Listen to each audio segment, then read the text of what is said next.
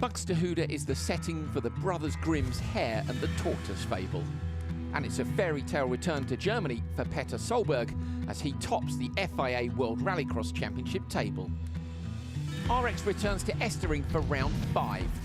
The track has hosted Rallycross since 1973 and is the second oldest venue on the tour, with a proven history of delivering nail-biting action right to the finish.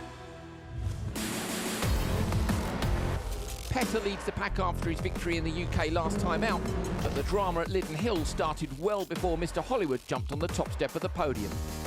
Anton Markland, Liam Doran, Timo Timosjanov and Belgian winner Topi Heikkinen all failed to progress out of the heats. 2015 is the toughest ever season, and somebody has to be the tortoise in the story. Meanwhile, Petter and Mattias Ekström took the semi-final wins before the pair locked horns in the final. Ekström jokered first and began to hunt down Solberg. Lap 6 and Petter jokered, held his breath and just popped out in front of Ekström to take victory number 2 of the year.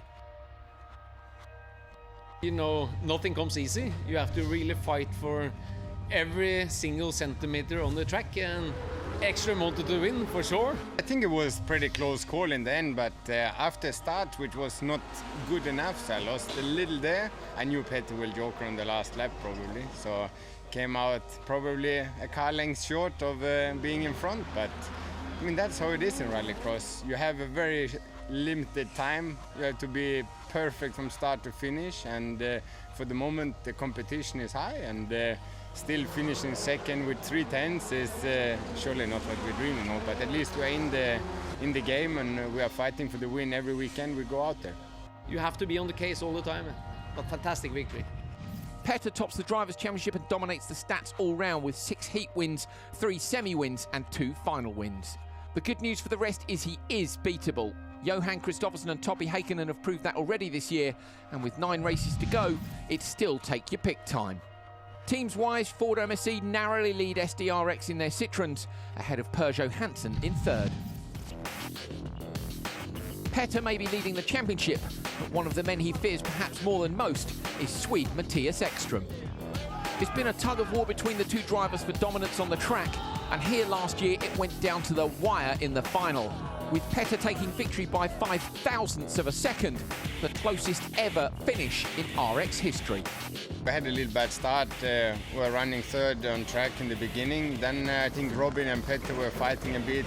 I got clean air after early joker and could do my race. And I could see I was catching Petter slowly. And then just out of the last corner, I thought it would be tight, racing up to the line. And when I looked left, I thought I were in front. It's impossible to see on TV who won, you know, and it depends how the line is going there and the sensors. The speed difference is so difficult to judge who's really in front.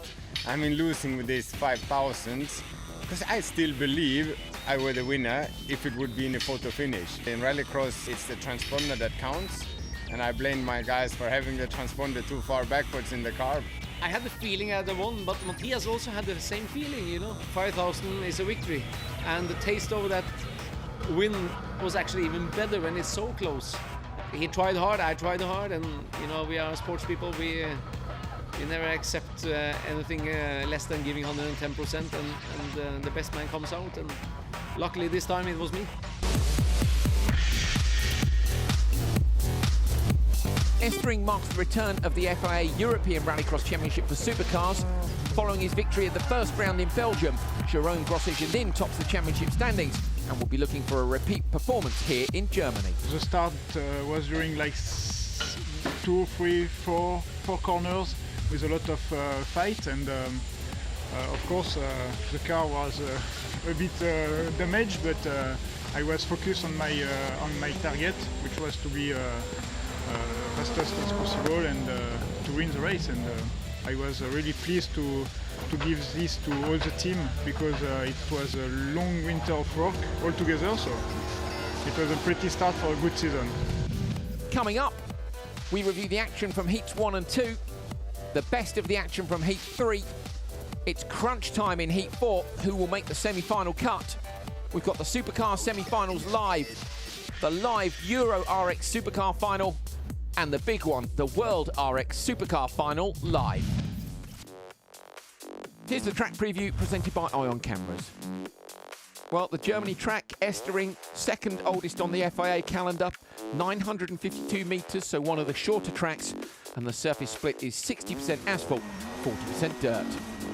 We ride with Timmy Hansen away from the line. It's steep uphill on tar and then crucially onto gravel for the braking zone into the notorious turn 1. It's an uphill hairpin and then a very, very long straight starting on gravel, so it's important to get good traction and then onto tar and downhill. This is actually where Timmy Hansen rolled the car a couple of years ago. All the way down to the bottom into a long right-hander, an open hairpin and then a left-hander back onto gravel uphill and a sweeping right. This is where Larsen lost out to Solberg last year. Down the hill, the standard lap goes right and we're going straight on into the Joker. Important to carry good speed in here, but not too much. It's a tight exit. Find that traction, back on the gas and over the finish line.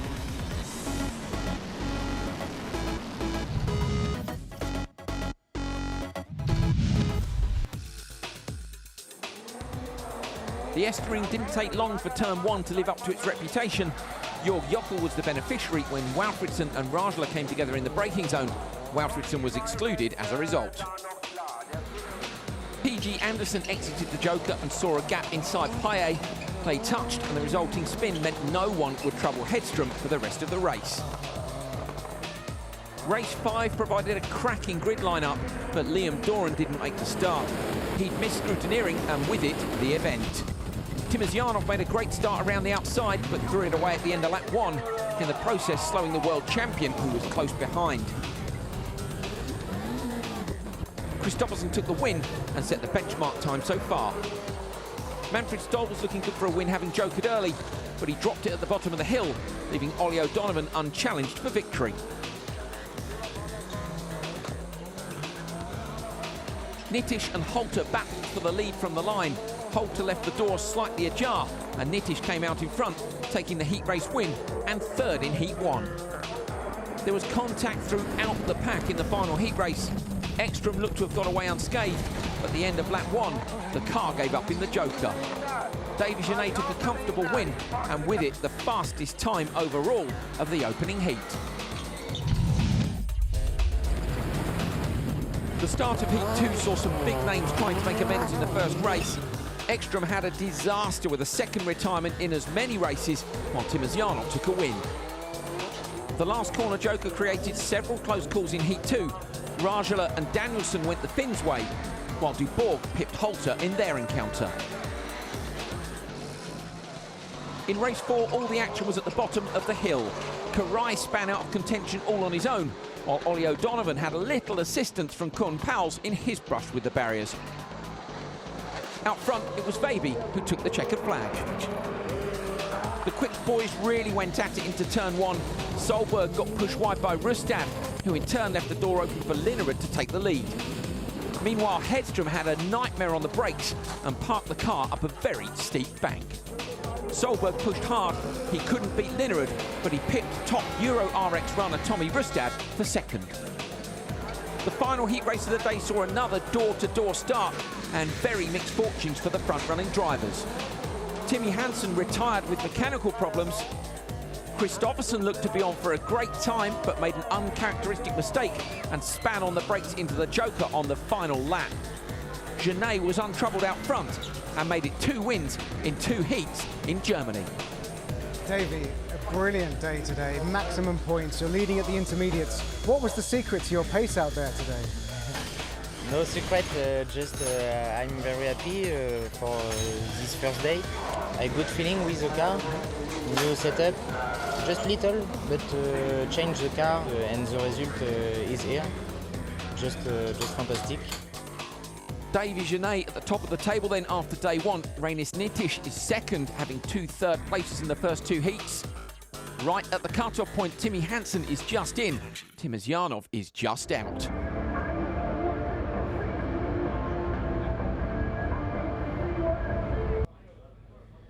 A very strong showing from Volkswagen Team Sweden. This is the car of Tord Linnerud, currently lying third overall in the intermediates. Tord, a very good day for you, especially considering how it started at practice. Yeah, we rolled over in the free practice. Yeah, a little bit late on the brakes. Yeah, it's very soft there, so I think that was pretty good for us that it was no stones there. And the first heat, number 6, not too bad. And the second heat, number 2, and I think that was good for me. And it's brilliant that you're so on the pace, and also lucky that there wasn't more damage to the car. Yeah, but the car is so strong and so good, so I think it will be strong tomorrow as well. And give us an idea how this circuit, the Estering circuit, works for you, what you think about the circuit.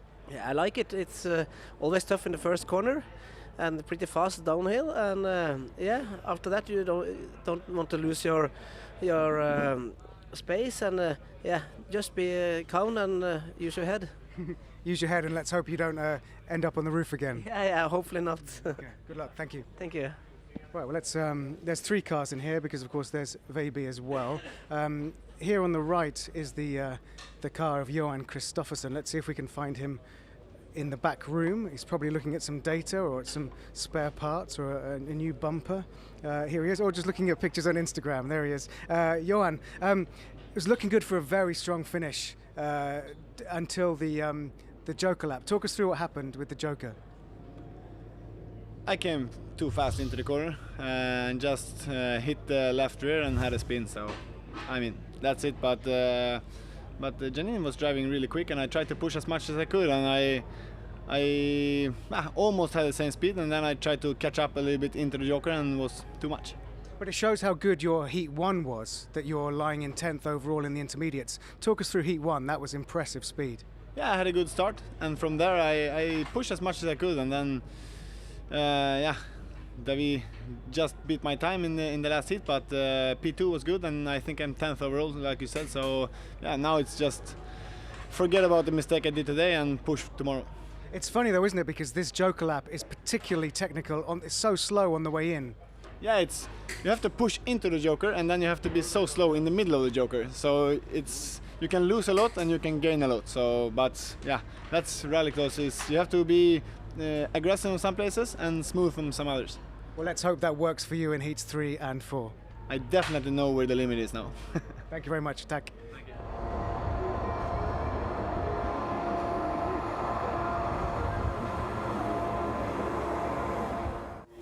Hi, I'm Andrew Coley. Alongside me in the commentary box this weekend is Andrew Jordan, fresh from his drive with Peugeot Hansen at the last round, and Neil Cole, as always, reporting from the paddock. Before we see the top drivers, let's have a look back at the action from the early Heat 3 races. Hansen and Estering both in the very first race of Heat 3 after both retiring from Heat 2 yesterday. Hansen took the win from Estering in the end. Kristoffersen also in an early Heat race. He span yesterday on his Joker lap on the final lap of his race. Got the whole shot here, was a long way out in front.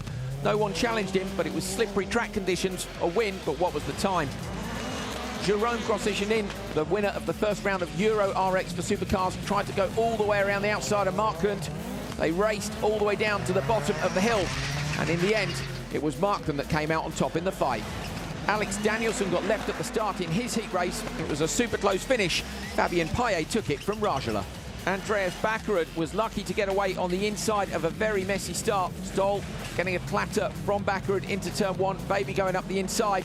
And then Stoll had a go at Veiby as they came down towards the Joker lap, bent his suspension. They managed to finish, but Bakkerud was out front. Here's how they line up then. PG Anderson on the inside, Jean-Baptiste Dubourg, Frode Holter, Robin Larsen and Timozjanov. Ready to go for race 7. Timozjanov and Larsen on the outside have been quick here. Anderson on the inside too. Very even start. Dubourg looks to have got a good start in the C4. He's going to shut the door on Anderson. Anderson's got nowhere to go. Anderson into the side. Dubourg, he can't just disappear. Dubourg gets spun round. And what's happening on the exit? So Dubourg then right to the back of the pack. Andrew, what should he have done there? It's a tough one, isn't it? Because he'll argue that PG should have backed out of that because he was only on his kind of rear bumper. There wasn't a huge overlap, but equally PG can't disappear, so they just need to give a bit more room through that. It does all funnel down, yes, but cars can't disappear, and you know it's ruined the race for two people there. So just need to give a bit more room and get through the heat rather than battling too hard. Timozjanov did not want to go there. No way did he choose to go to the Joker lap, Andrew. That was too late on the brakes and just ran wide. He was having a massive moment. short it and go to the Joker. Won't have worked out too badly for him, because if he closed the... Oh, no. Oh, Holter. There was a gap and Holter filled it, wasn't there? So I was just about to say it won't have worked out too badly because he was in clear space. I'll go against that and say now that might not have worked out the best for him. Left the door wide open. Timosyanov hard on the brakes at the bottom of the hill, closes down the gap a little bit to Holter in front. Holter yet to Joker. Timosyanov will be hoping that he goes on this lap to release him. Because actually, I think Timosyanov's Joker lap will be pretty good because he was on the limit of the brakes even for the Joker. He was lucky to turn in there. Absolutely, and in Timosyanov's defence, it's so hard to see anything out of these cars. They're very small mirrors. The teams always want to save weight, but they're so small. Timosyanov with a good run up towards turn 1 now. Oh, he runs into the back of Holter, gives him a little tap. Both of them on the handbrake. Timosyanov going to go up the inside. Oh, can he find enough traction? Race down to the bottom of the hill then. He's had to slot in behind Holter. But this isn't what he wanted. This is slowing him the whole time. Just going back, he's looking at the inside. There's not a gap there, but he's going to be getting a little bit impatient because he knows at this time this is just slowing his race time down. So this is also slowing Holter down. Holter obviously will want to beat Timosyanov, but is there a case if you're getting that much contact from behind to think, I'm going to go to the Joker? He might have to here. Timosyanov up the inside. I'm not sure he was going to. No, again, I think he carries so much speed down the hill, trying to cover off Timosyanov, had to take the Joker. But just going back to what I was saying earlier, the mirrors in these cars are so small, and with the cars banging on the limiter, the team could have adjusted them perfectly, and as soon as you go onto the limiter, the mirrors move. So you have to rely on your spotter a lot to try and cover off any threats from behind. But Larsson's got his form back this weekend, hasn't he? He was sitting, I think, 6th overall. He seems a lot happier. I saw he did a tweet last night, and finally he's had a good first day. So we saw how strong he was here yesterday. And last year he was so good. It was just that gravel section we've seen him come through. He got caught in a big bump. Solberg stuck the car up the inside, which was a brilliant move. But Larsson's been threatening to win around for a while. Takes the heat race win from Timosyanov. So Timosyanov recovers, but he would have lost time in that fight with Holter. View from the spotter's tower there. There is Holter. He will definitely have a little bit of damage on the rear bumper from Timosyanov, letting him know that he was there. Up in the spotters tower, Neil Cole has caught up with Robin Larsson's spotters team. Great chance for Robin there to get a good race win. Looks like he's feeling good for today. Yeah, the car works good and he drive very with the inside of the brake. So I lost race drive before, he was too hot, but now he's driving more carefully, and I think that is the best. Let's see if he gets through to the semi-final. Yeah, we try that, and now I think it looks very good. So I hope we can do a good 4 heats, and then we can be in the front in the semi-final. Thank you. Front row position will be important in the semis here with that turn 1. Let's see the result from race 7. Larsson with the win, 2:39.3. Then we've got Timosyanov, Holter and De Borg, Euro runners, and PG Anderson with a DNF. Didn't see that. Larsson slots in into 2nd place at Bakra with a good time because Larsson had a clear track as well, and Timosyanov into 5th. He could have been higher than that if he hadn't had that little chase with Holter. Crowd enjoying the action from that one. Here is the run up to turn 1. Even start, but De Borg, Andrew, what happened? Let's just see here, look, there's a slight overlap. PG keeps his nose in it, fair enough. De Borg keeps trying to come across. They almost got locked together. It is a tough one there. They always try and... Look, this is Timosyanov into the Joker, as we say. We don't think he meant to do that. It all looks like it hasn't worked out too badly. Gets the car turned, flicks it back around the other way. He comes out in front of Holter here. Oh, we're just going to miss where Holter made the move on Timosyanov. A little bit of contact here. Timosyanov just leaned on him, trying to get at the inside. Couldn't get on the throttle to get the drive off. It's a frustrating race, but great win for Larsson. Yeah, fantastic drive. You know, he's back on form, and his spotter, actually, Michael Jernberg's very, very experienced in rallycross himself, along with his dad, who's been European champion as well. So he's got a fair bit of experience in his team, hasn't he? A hell of a lot of experience, and looking dangerous for the semi-finals and the final here. Perhaps he can take it back from Petter. Flags up for the various nations taking part. With a big Latvian contingent in yesterday supporting Reinis Nitish. And he's in this one. We've got Davy Genet on the inside, Tord Linnerud, Nitish in the middle, then Solberg and Rustad. Rustad, the top Euro RX runner overnight. He was sitting 4th overall. But of course, once you remove him from the World RX runners, he is at the minute on the top of the standings for the European Rallycross Championship for Supercars. It's round 2 for that here. This will be exciting. Everybody's on the anti-lag nice and early, ready to race. Borg goes out of the way. Oh, good start by Genet on the inside. Genet's looking for the 3rd heat win in a row. Oh, Rustad trying to come all the way around the outside. Fantastic drive from Rustad, but he's going to get in the dirt. Going to be a race between him and Genet down the hill. I think Genet's got it, though. And Genet is off. He's off, you know, this is the Genet we saw a couple of years ago, isn't it? He said he's made a few tweaks to the car and transformed it. He's got it going as he wants it. All the other guys were very sensible into turn one. As we saw in the previous heat, there was a lot of contact. These guys all know it's important to get a quick heat time. You can almost see them all backing out of a get in line. Solberg's been very, very smart. He was smart all day yesterday. He didn't have great luck in his heats. There's a bit of contact at turn one, but he kept his nose clean. That's Linerud and Nittish into the Jokers. That'll free Solberg up. We'll see what he's got now, because he's been in traffic a lot of yesterday. But he's just playing the long game. He knows he needs to get through to the semis, then through to the final. He knows it's important to be there or thereabouts in the intermediate classification. So he's just playing the long game, very, very sensible. He's such a different driver than he was in 2013. In 2013, everything was broken, or you know, he made silly mistakes, and then last year he flipped the championship switch, and he's still got it on now. You know, he's got something. He's got a daft points lead after only 4 rounds. He knows he doesn't have to win everything. But a lot of those points have come from the qualifying classification, haven't they? You know, he's been up there all the time. Yes, he's won finals, and that's what he's always going to want to do. But Genet is very, very quick. He's done the fastest lap of the day so far. You know, he's getting down to what they were doing in practice before they'd walked to the circuit. So Genet is absolutely on a mission this weekend. The back there, that is Linerud and Nittish, who both jokered.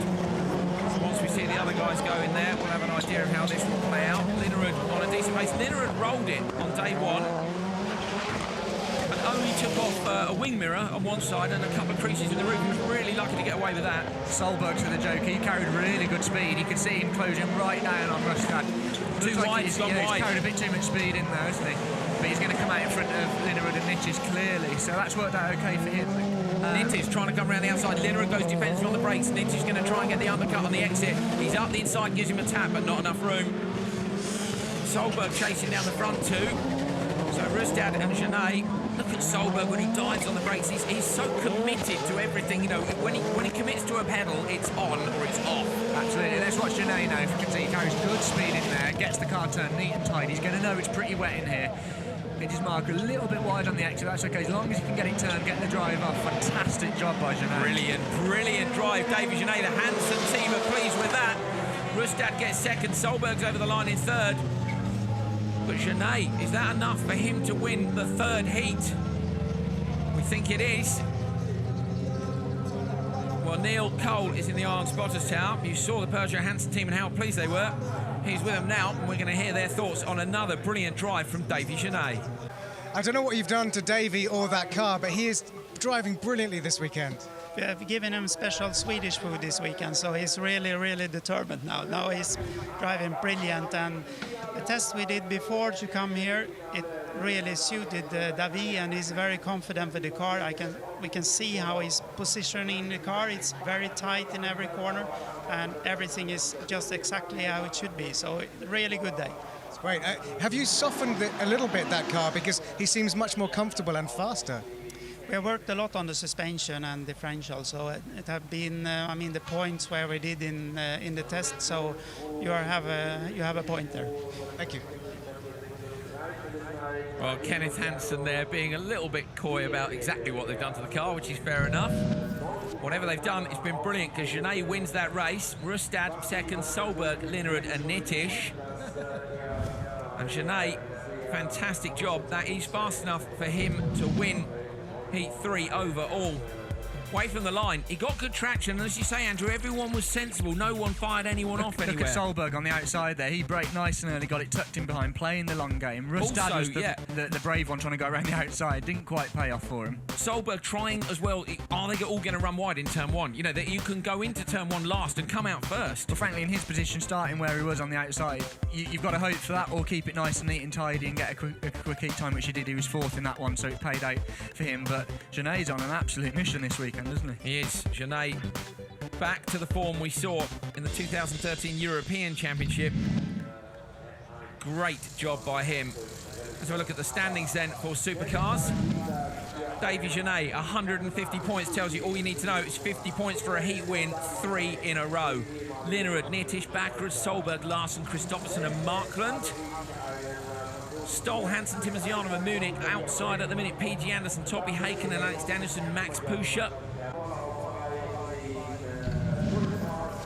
standings for the European Championship for Supercars. Rustad still at the top of the table from Holter, Dubourg, Grossischen in, Weib's in, Paye, Rajala, Paye's brother Paye. We got Carlson and Grint are both in. O'Donovan too. Powell's at the minute. Karai, Flaherty, Hedstrom and Walfredson are out.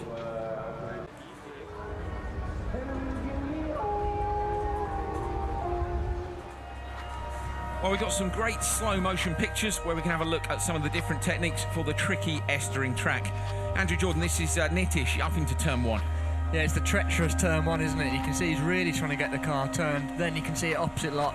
Wheels scrabbling for grip, long straight after, so important to get the car very straight. And this is Solberg, rear wheel lock, you can see there as he's getting the car turned on the handbrake, getting it set up again to get it straight on the exit so you can get all that power down on the ground for a good exit down the long straightaway. And it's unusual, isn't it, that it's a gravel braking zone, gravel corner, gravel exit. You know, normally there's a bit of tarmac somewhere in there in most of the corners and rallycross. Love it. Uphill as well on the way in and still slightly uphill on the exit. Absolutely, and they really set it up very early rather than if it was a tarmac corner they'd brake all the way into the apex. They're setting the car sideways, you know, along probably 50-60 metres before they get to the corner. And here you can see on Ekstrom, so one of the neat tidy drivers, one of the circuit racers, still using the handbrake there to get the car turned. You can see now as well the rear squatting down as he's getting on the throttle. And it's actually surprising that the tyres are so soft on these cars, how much grip you do get on the dirt. Yes, there's wheel spin, but it really does tend to bite through the dirt and get pretty good traction off. And such a long straight, as you say, uphill on gravel first of all, and then downhill on tyre right to the bottom, 180 kilometres an hour, even though it's only a short circuit.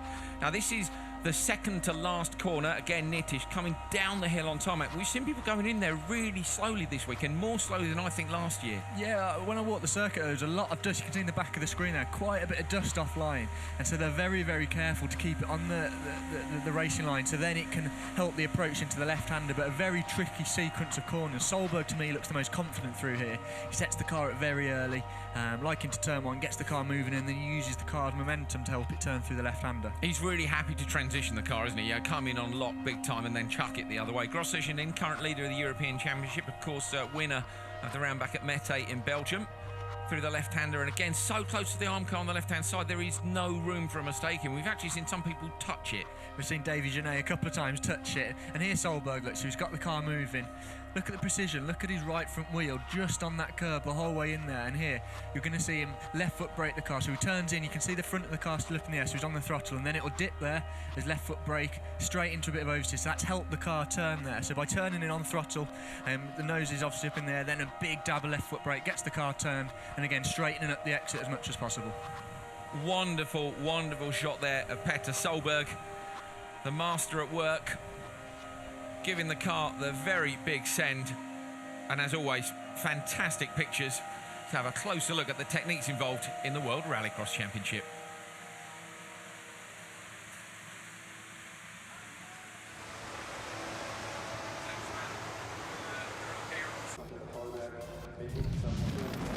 On to Heat 4, and a surprise in the first race. Andreas Backrud was disqualified from Heat 3, but he went on to win his race.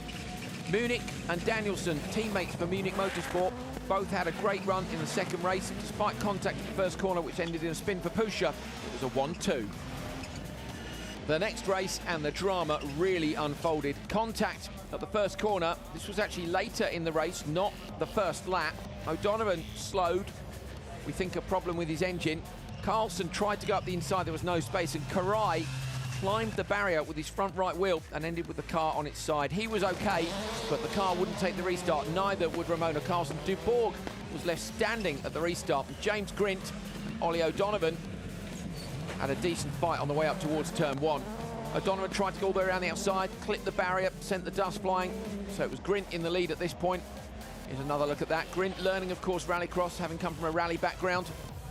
Done some RX 150 buggy racing before coming into the European Rallycross Championship, and really got his elbows out in this one. O'Donovan hanging on around the outside. Later in the race, O'Donovan had managed to get out in front after the Jokers. Dubourg tried to go the long way round the outside. He hit the barrier too. Grint chased him down the hill. It looked like he might be able to get past, but that was Grint hitting the barrier. The camera moved as the Armco did. As they came round to take the checkered flag, it was O'Donovan who got the win.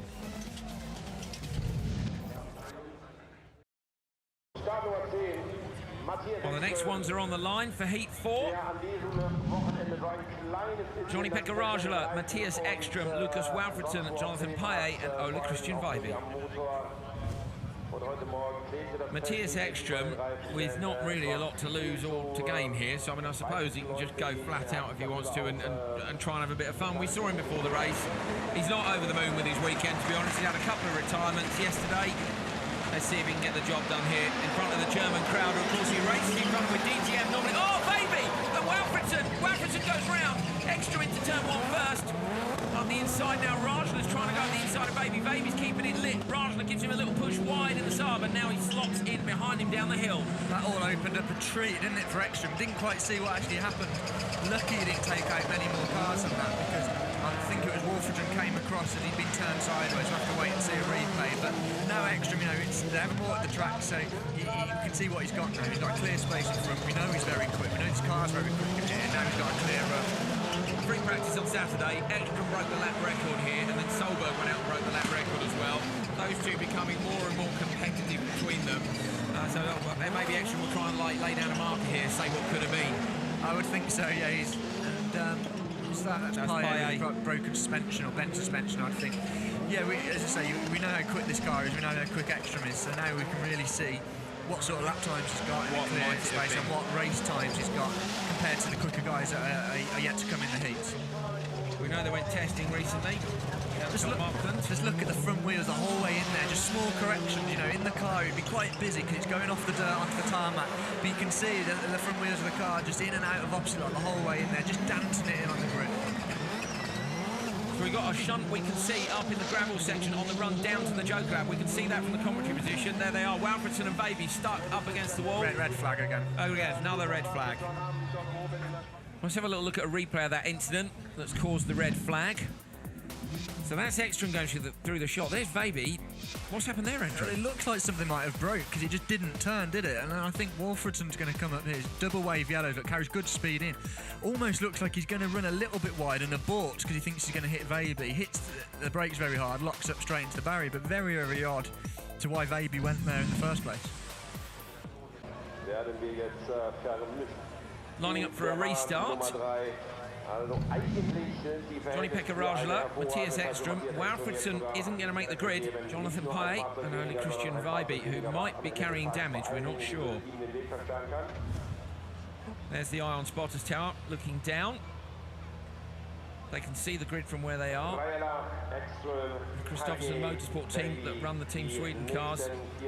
And of course Veiby as well in the European Championship for Supercars. We're all swarming around the car. Both Linnerud and Kristoffersen were there as interested spectators, but he's made the restart. He did a pre-grid start as well, so all looks good. Ekström needs to repeat that very fast start. And this time Paye's left on the line and Ekström has been done by Rajala immediately. Veiby's going to come around the outside. Ekström would like to go between them. Is he going to hold on and try and go up the inside? Veiby's going to try and go all the way around the outside. Those two are coming together with Rajala. Ekström can see that. He's going towards the right-hand side.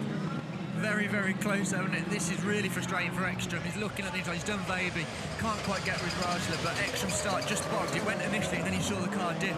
Obviously, again, with those hot tyres after a restart, it's so marginal where you go on to your revs. But Ekström, in the previous heat, before it was red flag, was going very, very quick. He's going to the Jokers, who commits around the outside. You can see he carried good entry speed. He was here last year. We saw he just misjudged it slightly and hit the tyres. He gets it spot on, a little bit tight on the exit, gets the car straight for acceleration. Great joke out by him. Veiby goes with him because he knows he's fast. They were both quick last time out. So Rajala's out front. Paye, we can see in the Joker lap, he's going slowly. So this might be down to a three-car encounter. Down at the bottom of the hill, Rajala in the Saab, run by Eklund. Of course, he will be in Sweden with his new VW Beetle Rallycross car. Looking forward to seeing that. Over onto the gravel section. Rajala in the Saab, very big car in it, but here with Ekström again, look, you can just see small corrections the whole way in there as the car transitions off the dirt section. Rajala in the Joker, I think it's going to be pretty close, but Ekström's going to get the drive off the corner. It's quite deceiving that, isn't it, how it's the exit speed always tightens up, but Ekström going very, very quickly indeed. Ekström really on the revs there through the exit. Behind him, Rajala, of course, in the Eklund run car. It is actually Per Eklund's 69th birthday today. So happy birthday to him. A legend. Ekström, the noise noise from that car, the chattering of the wastegate, is different to any other car out there when they're off the throttle down in the hairpin. Look at Ekstrom really. You see how close he was to that wall. There was only millimetres in with it. But yeah, his car on the wastegate sounds much more aggressive. His gear shift sound very different. So he's obviously running something completely different to a lot of the other teams. Intrigued to see what his lap time is. It's 36.4. We're getting down towards the quickest times of the weekend. So the track's obviously cleaning up. You can see it hasn't been watered. The gravel's going to be cleaning up. But now we're really seeing that Ekstrom's got very, very good pace, as we all thought he would this weekend. Ekstrom came here late last year with another legend of motorsport, Walter Roll. Drove the car, the old Group B legend. Had a go in it. Ekstrom sat with him in it. There are the team down at the feed in front of them. They see the same TV pictures you see, and there's a timing screen behind them, as well, of course, as the radios to the drivers. Ekstrom really driving hard. Maybe not the smoothest drive we've ever seen from him, but certainly putting on a show for the crowd, taking the win. Rajala holds up a second. Vybe in third. Decent drive then by Matthias. 2:34.8 is the fastest time of the heat so far. Great job by him. The team will be pleased with that, although I don't think Ekstrom will be making it through to the semi-finals. Let's hear what they've got to say.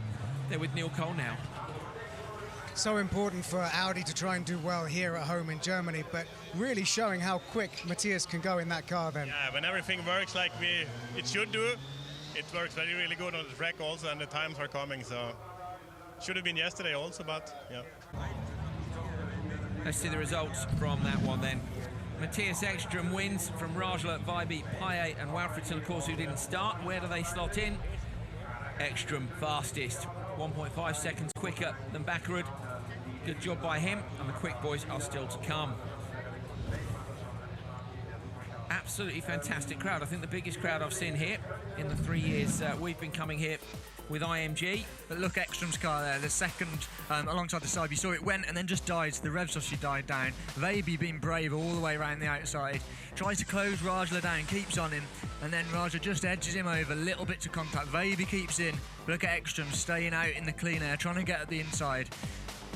Ekstrom very, very quick. I don't know if this is when he goes to the Joker. No, it's not. But look at the car there. He gets the car moving on the way in, and then look, he was going to flick it back the other way, nice and aggressive. Little bit of a dab on the left foot brake, using all the road on the exit. Very impressive from Ekstrom.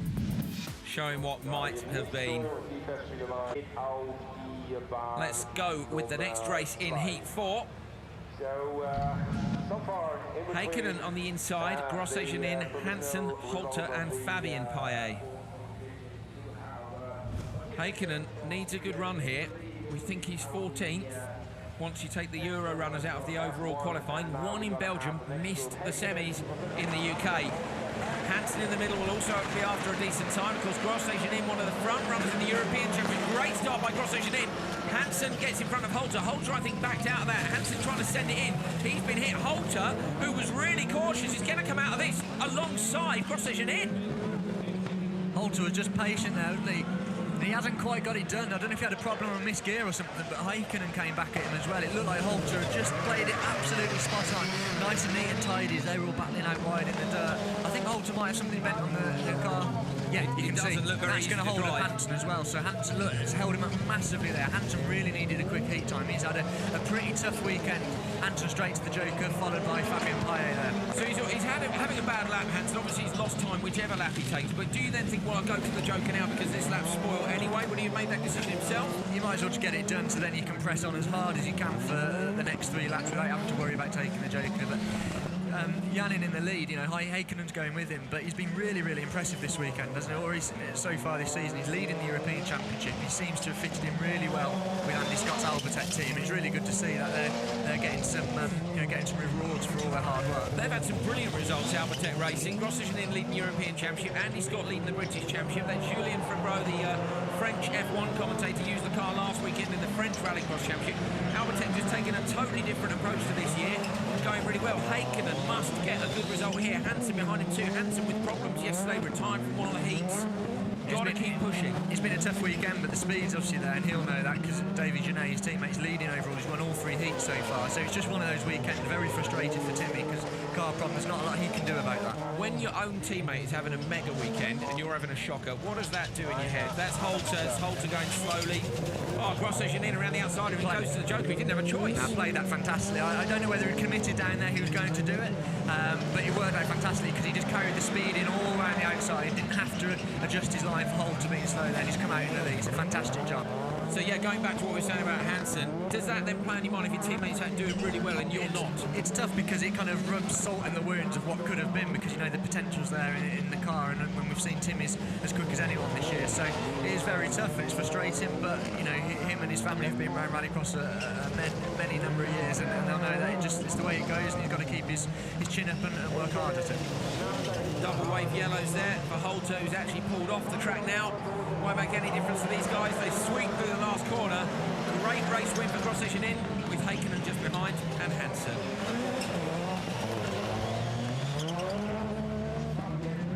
Down on the gravel section. Cross Section In looking very, very pleased with that. Neil Cole is up in the spotters tower. He's managed to get hold of Andy Scott, who's having that cracking season, running cars all over the place, including, of course, Cross Section In that last one. It's a great weekend so far for Albertech, and Jerome drove a superb race there.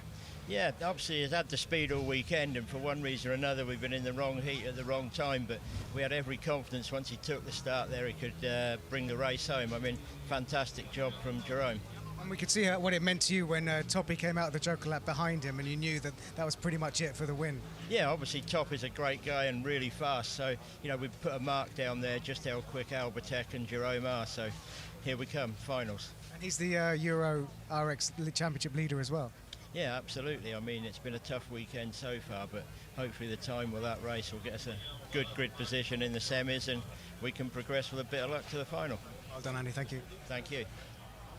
Andy Scott from Albertech Racing very pleased, and rightly so. Cross Section In with a win over two of the World Championship regulars, Hakkinen and Hansen, Fabian Play and Frodo Holter, unfortunately, with a DNF.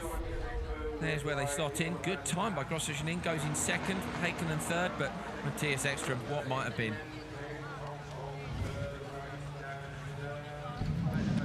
Here's another look at that start. You can see we want to try and keep an eye on Holter and the Hyundai look. He plays it very safely there. You can see them all getting into each other, keeps it nice, neat and tidy, and at this point I think that's when it's broke his suspension, because it looks like he had enough there, but then yeah, you can see that's where he's broke the suspension with the contact with Janine. So very unfortunate. He'd done everything right there to come out in the lead, and I think he probably would have, but great job by the Albertech guys. And Hakkinen, it's been a tough weekend for him, and we know he's got the speed again, just been a little bit unlucky. Needs a good result in this one, waiting for the fast boys to come through to see where he'll end up and whether or not he'll make the all-important semi-finals.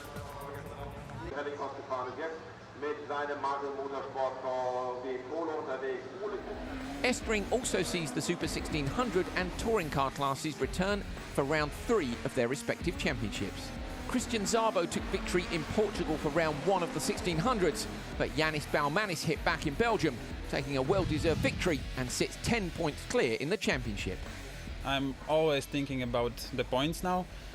In the first event I get the most of everybody, and also in the second I get the win in the Belgium, so I think that's one of the most important things, that I'm aiming for the points and do clear races and just do my best fast lap times every time when I'm outside, so I think that's the main thing.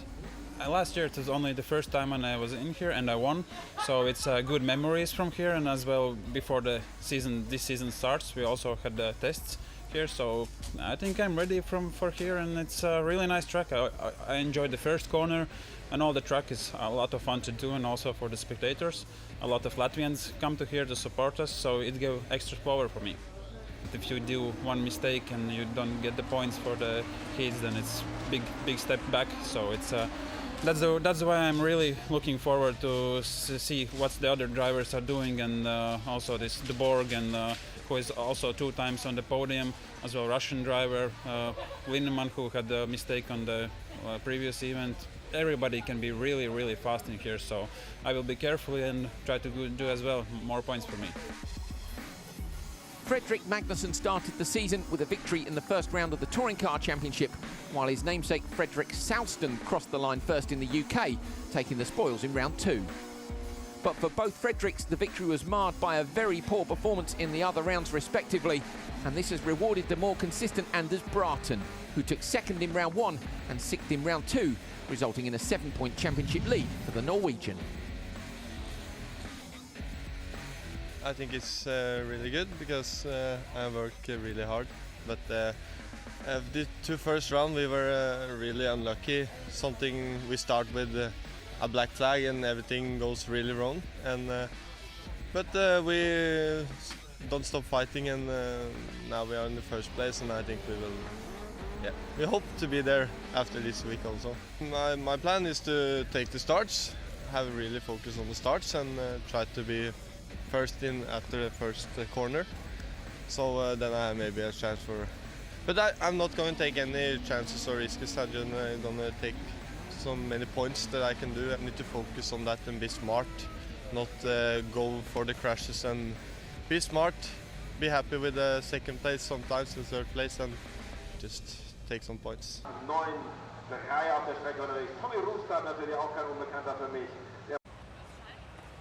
Final two races of Heat 4 coming up.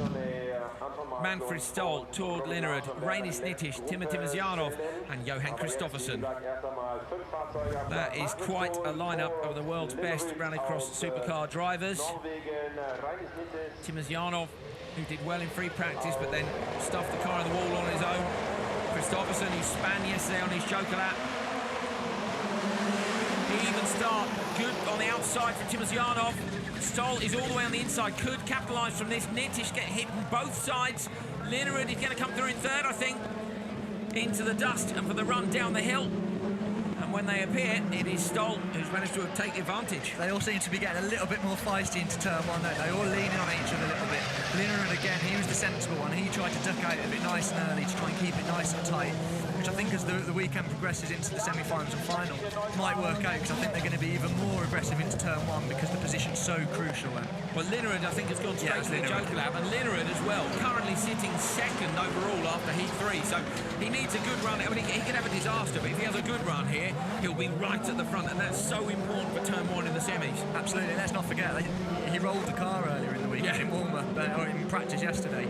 He rolled the car, so, you know, he's really getting used to it. In Portugal, he struggled a little bit, but he's really getting used to the car. He's working with his teammates, with Kristoffersson. We know how quick he is. They seem to be working together very well, and Linnerud is really, really quick this weekend. He has been from the offset. Kristoffersson, normally the team leader. Linnerud definitely challenging that position. Oh, Stoll then ran wide. I thought he was going to go to the Joker. He didn't. And instead, Nittisch has gone. So Nittisch into the Joker lap. He's going to come out. Where's Linnerud going to be? Because he's the only person who's Jokered so far. Nittisch is in front of Linnerud, but Linnerud is up the inside. Nittisch looks like he's run a bit wide, but he gets a nice exit on the apex, and Linnerud in behind him. He'll know, you know, this heat's going to be a quick heat. If they don't battle too much, which they haven't yet, apart from turn one, they're all pretty quick guys, all very quick guys, so this should be a quick heat time. I'm not sure if Nittisch meant to go to the Joker or not, because as you say, Stoll ran very deep into there and didn't go to the Joker, and then Nittisch, a very late call by the looks of it, to get him into some clear air and cover off Linnerud, which he's done. Timosjanov, that was a late call as well. Yeah, again, whether that was a late call on the radio or he overrode them on the radio. He clipped the tyres through has he broke the suspension, or just having a big wobble off those tyres? But that was he was almost through the right-hander and then aborted and went to the Joker lap. Looking at Timo's rear suspension to see whether or not he's got a problem. Front two has still got a Joker Stoll. And Kristoffersson has a look up the inside of Stoll down at the bottom of the hill.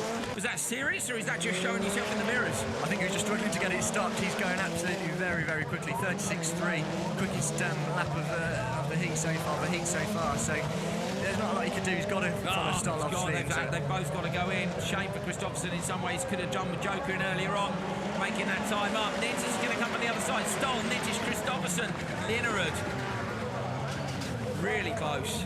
Really close. And that's that wonderful, wonderful last corner Joker, which gives us these brilliant finishes here in Germany. Great stuff. Neil Cole is up in the spotters tower.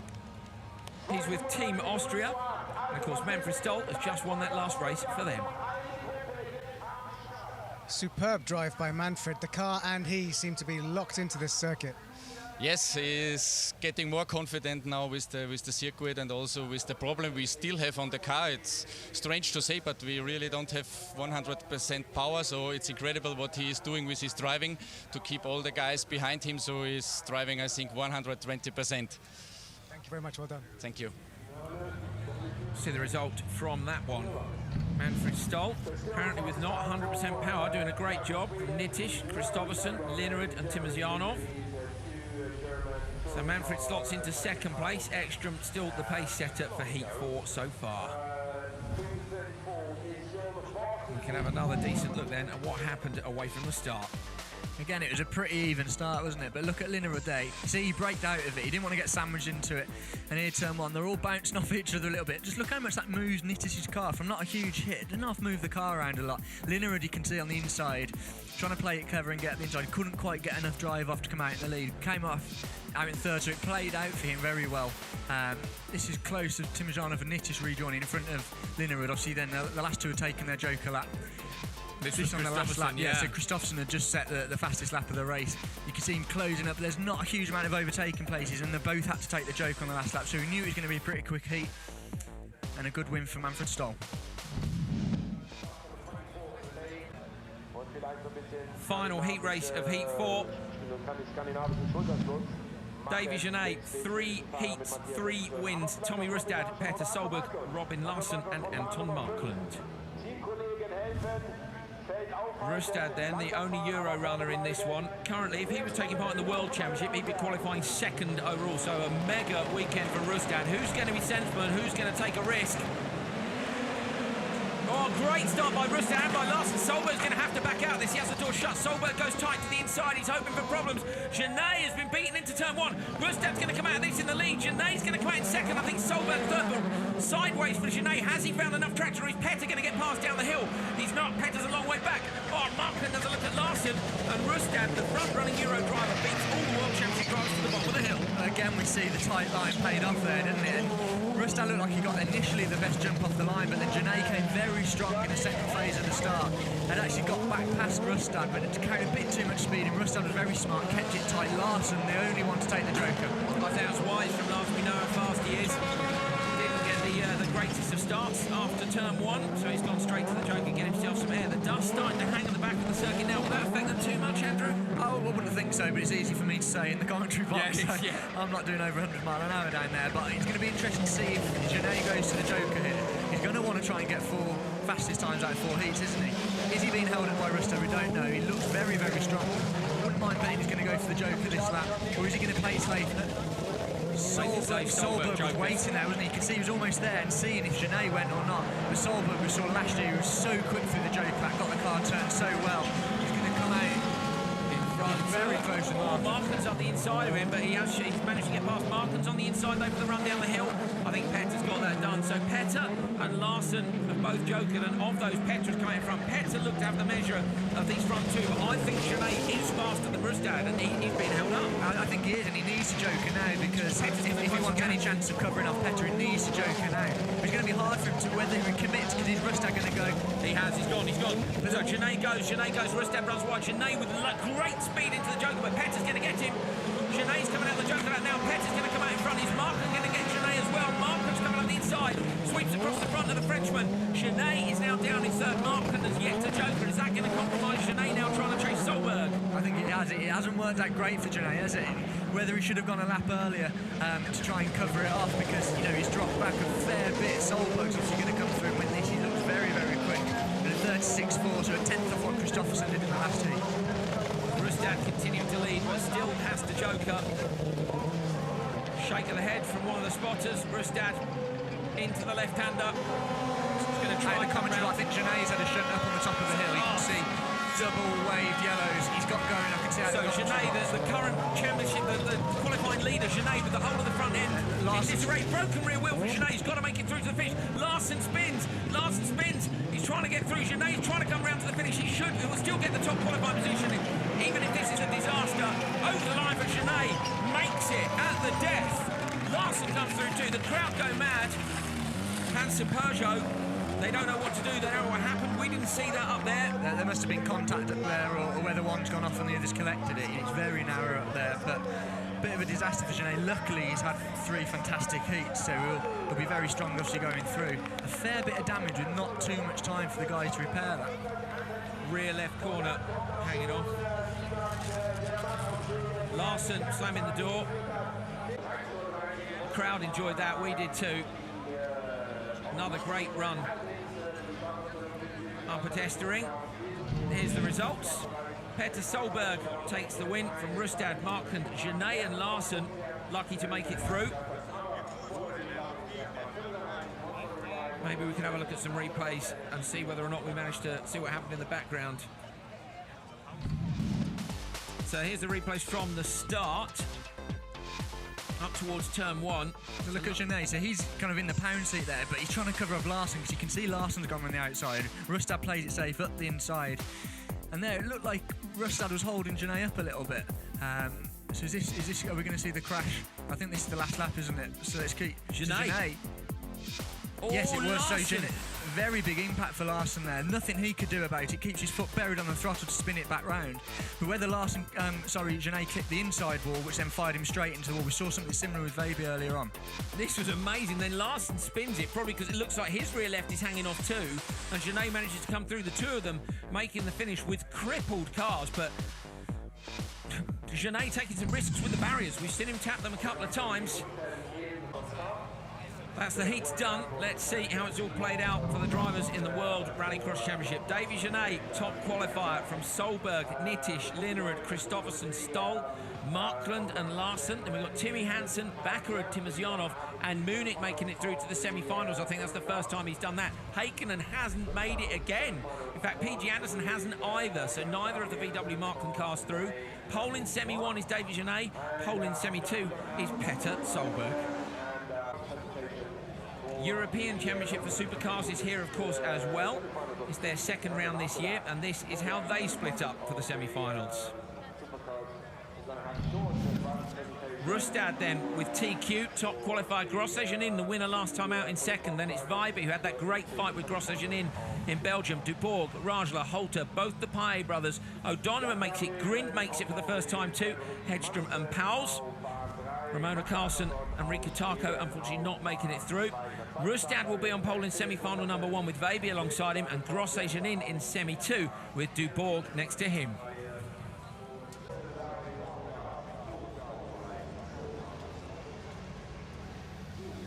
So all 3 of the Olsbergs MSE Fords are into the semi-finals, and there's some of the drivers talking together here, just putting preparations together for his semi-final. Andreas Bakarud, we find. Andreas, great that you're going to be in the semi-final, and also you're in semi-final 2, which means you don't have to race either of your teammates.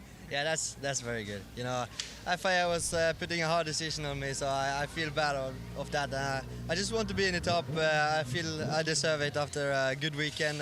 I feel I've done a good job, and I should. I was in front of Solberg, and I should maybe be in pole position after David did a mistake. So if you can explain it to us as simply and as calmly as possible, why were you penalised? To be honest, I'm not a technical guy, so I don't understand it. But some say something and some say another thing. So I just think that the penalise was very hard, and I'm not so satisfied with the FIA guys, you know. But still, you've made it through to the semi-final, and now you can show everyone and get through to the final. Yeah, I will use some bumpers now. Thanks, Andreas. Well, let's move to the next car along, which should be the yellow car of Timur Timozyanov. Sorry to interrupt you, fellas. Timur, after the off into the wall yesterday, you've recovered well to make it through to the semi-final. Yeah, that was a really tough race. Actually, I've been two times been first after the first corner, but never finished.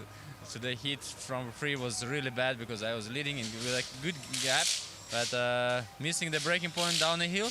And I had one chance to go straight into the joker lap on the first lap. Like a leader, that was a very bad. And the fourth heat was a really bad fight. It's coming dusty a little bit on the track, but that was a lot of fight. And also my mistake of the driver in the joker lap, touch all the tires which I can. But now the car will be ready for the semi-final and we're feeling good. Thanks, Timur. Let's just see if we can find the Rainis Nittish. Rainis, you're going to be in second position in the semi-final 1. Are you ready, and what can you do to win to get through to the final? I'm ready, and finally some good place for the semis. Yeah, I think I'm ready. I have to push a little bit more. I did small mistakes in Heat 3 and 4, and Petter passed me overall.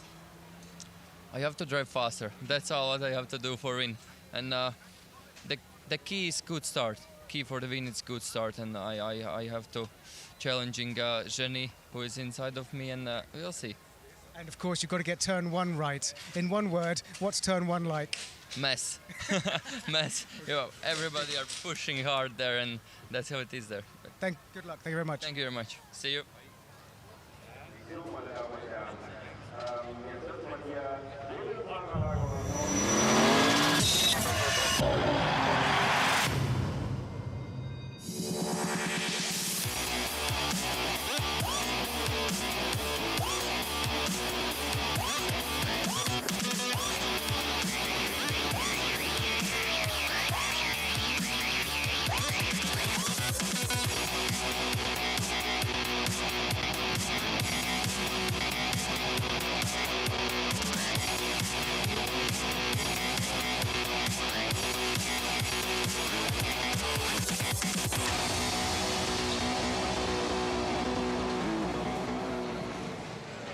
Well, that should give you a very good idea of what you might have missed and what we've still got to come. We are in Germany for round 5 of the FIA World Rallycross Championship. It's been a very busy start to the season so far. 4 events in 5 weeks kick the championship off. We've had a short break, and now, as I say, Germany, Estering near Buxtehude, near Hamburg. If you're not sure, here's where we are on the map. A track renowned for the very, very tricky first corner, turn 1, and we've seen some action there over the weekend, and we're sure to as the semi-finals for the World Supercar Championship approach. My name is Andrew Coley. Neil Cole will be reporting from down in the pits as always, and alongside me in the commentary box, fresh from his drive for Peugeot Hansen last time out at Lydden Hill, is Andrew Jordan. Andrew, this is a tricky one. Is this one you might have fancied to go on, or would you prefer Lydden? Well, the first corner looks very interesting. We've seen that in past years and certainly this weekend. But as you say, the season has been a very busy one for the team so far. They've had a bit of a break since Lydden, been able to do a bit of testing, and we're seeing that this weekend. We've seen some different people up there so far, mixing it all up a little bit. But Petter Solberg still looking very strong. There's a few people taking it to him this weekend, so we're looking forward to seeing that. Well, it's handy we're talking about Petter Solberg because just a short while ago, Neil Cole managed to catch up with Petter before the semi-finals. Petter, over the last couple of days, you've just been steadily taking care of business, and we come to the semi-finals and you're in pole position. Was that all going according to plan? It's actually gone 100% after the plan, and I've been braking when people have been going flat out with the throttle into the first corner, and I had bad starting positions, you know, 4th and 5th and stuff like that. And by the end of the day, it's been working well, and I was thinking I need the first place now in the last heat to actually get the second position or pole position in the one of the semi, and we did it. So very pleased, very pleased. I just saw you choosing the tyres for the semis. What's the secret, tyres-wise, for the semi? Honestly, it's just the guy always want to ask, you know, so I take the responsibility, and I just always use the best tires all the time, and not so much strategy on this race because it's not so much tire wear. So for me now, I'm pleased, got a lot of points, and I was a little bit scared before this race, and same last year also. It is so hard, the first corner, and you can be so unlucky when you look at Ekström and Hansen and, you know, a few people. So I think it's one of the best races I ever done. Let's hope that happens again in the semis. We hope so. We will see. But until now, I'm very happy. Thanks, Petter. Good luck. Thanks. Well, we've seen Petter Solberg be very clever during qualifying, backing out of a few hairy moments up into turn 1, as he was saying. We can have a look at what's happened through qualifying through the course of the weekend. So this was heat 1 then. Timmers Yarnov got it all wrong, fired it into the wall and ripped a corner off, having gone very, very well indeed during free practice in the morning. This was the run-up to turn 1, bit of carnage. Genet got away out front and was on an absolute flyer. Ekström didn't get away with all that first corner carnage. He retired in the Joker on lap 1. Genet won heat 1. Into heat 2, Ekström, disaster, retired again. Ended up just stood still in turn 1.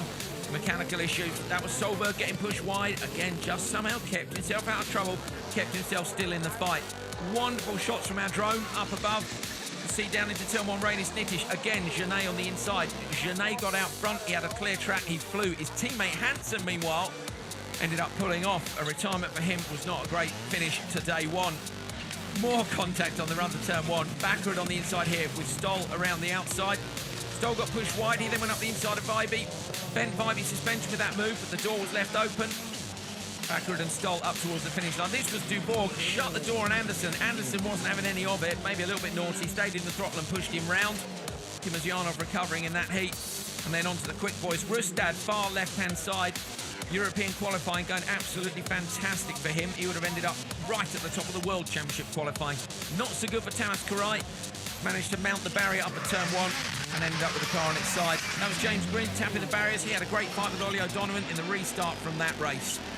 On to Matthias Ekström, and again, Walfridsson spun round. More carnage on the way to turn 1. Walfridsson then avoiding Vibey, who buried it in the wall. With the restart, Ekström got away and showed what might have been if he hadn't had all those technical problems. Larson around the outside. This was Genet off, and then Larson, bang, collects him, rips the suspension off. Those two somehow make it round, and Genet, having had all those problems, Solberg taking heat 4, but dragged it to the finish line and ended up at the top of the qualifying standings. We can have a look and see exactly how it played out. Genet, Solberg, Nittish, Linerud, Kristoffersson, Stoll, Markland, Larson. We've got Hansen, Backrud, Timosyanov and Munich through. Toppy Hakkinen, of course, won in Belgium, didn't make it. Neither did his teammate Anderson or Ekström on home turf here for Germany with the Audi mark. This is how they split. Odds to semi-final 1, evens to semi-final number 2. Genet on pole in the first one, Solberg on second in the second. Can anybody stop him? Well, here's what we've got coming up for you in the next hour. Stick with us.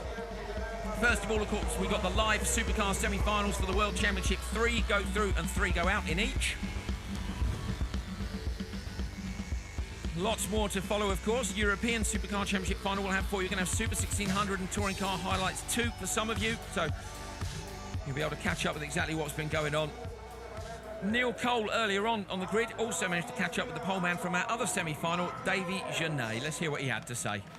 Davy, apart from what happened in Heat 4, it's been a near-perfect weekend so far, and you're in pole position in the semi-final. Perfect place to be. Yes, for me it's good.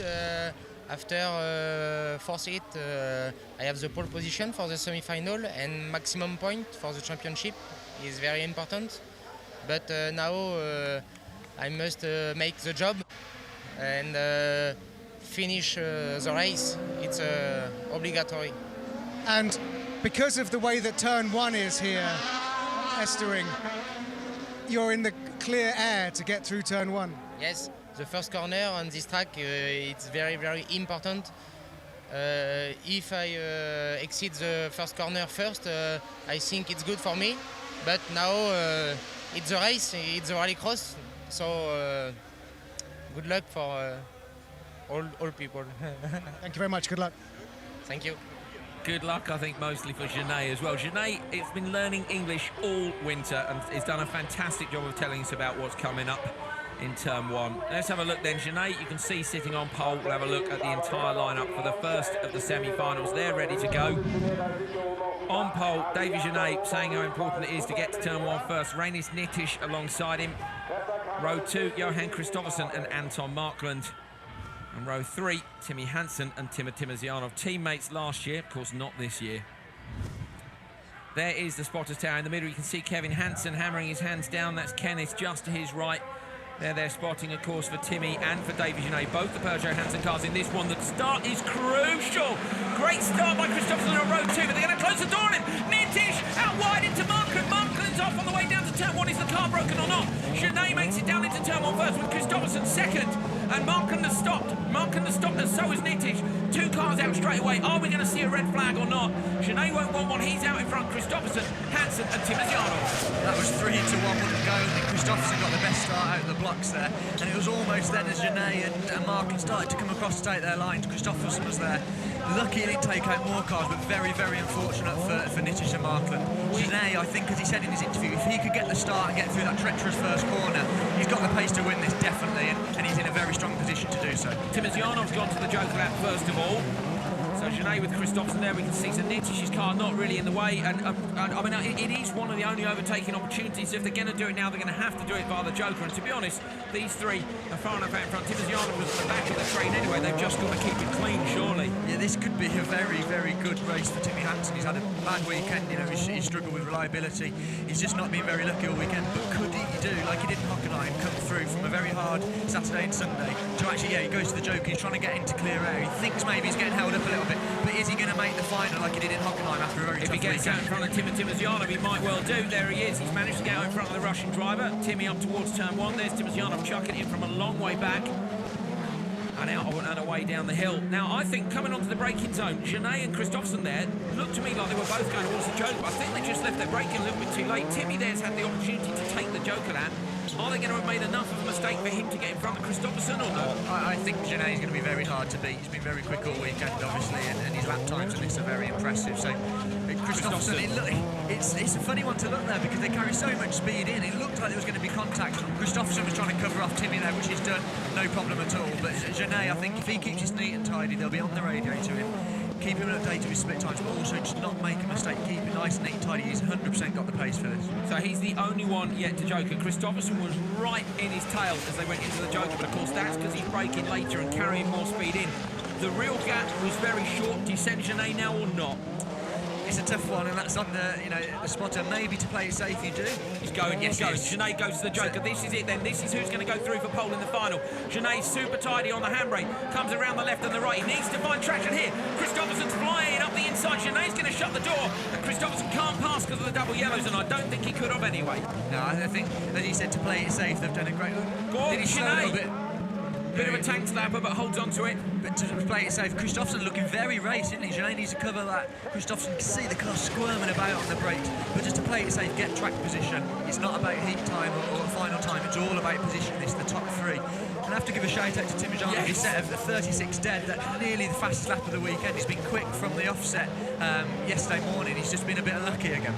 I was just about to say Timosyanov is right back up with Hansen, and then he threw it wide in the hairpin at the bottom of the hill, so he's trying hard, as is Kristoffersen.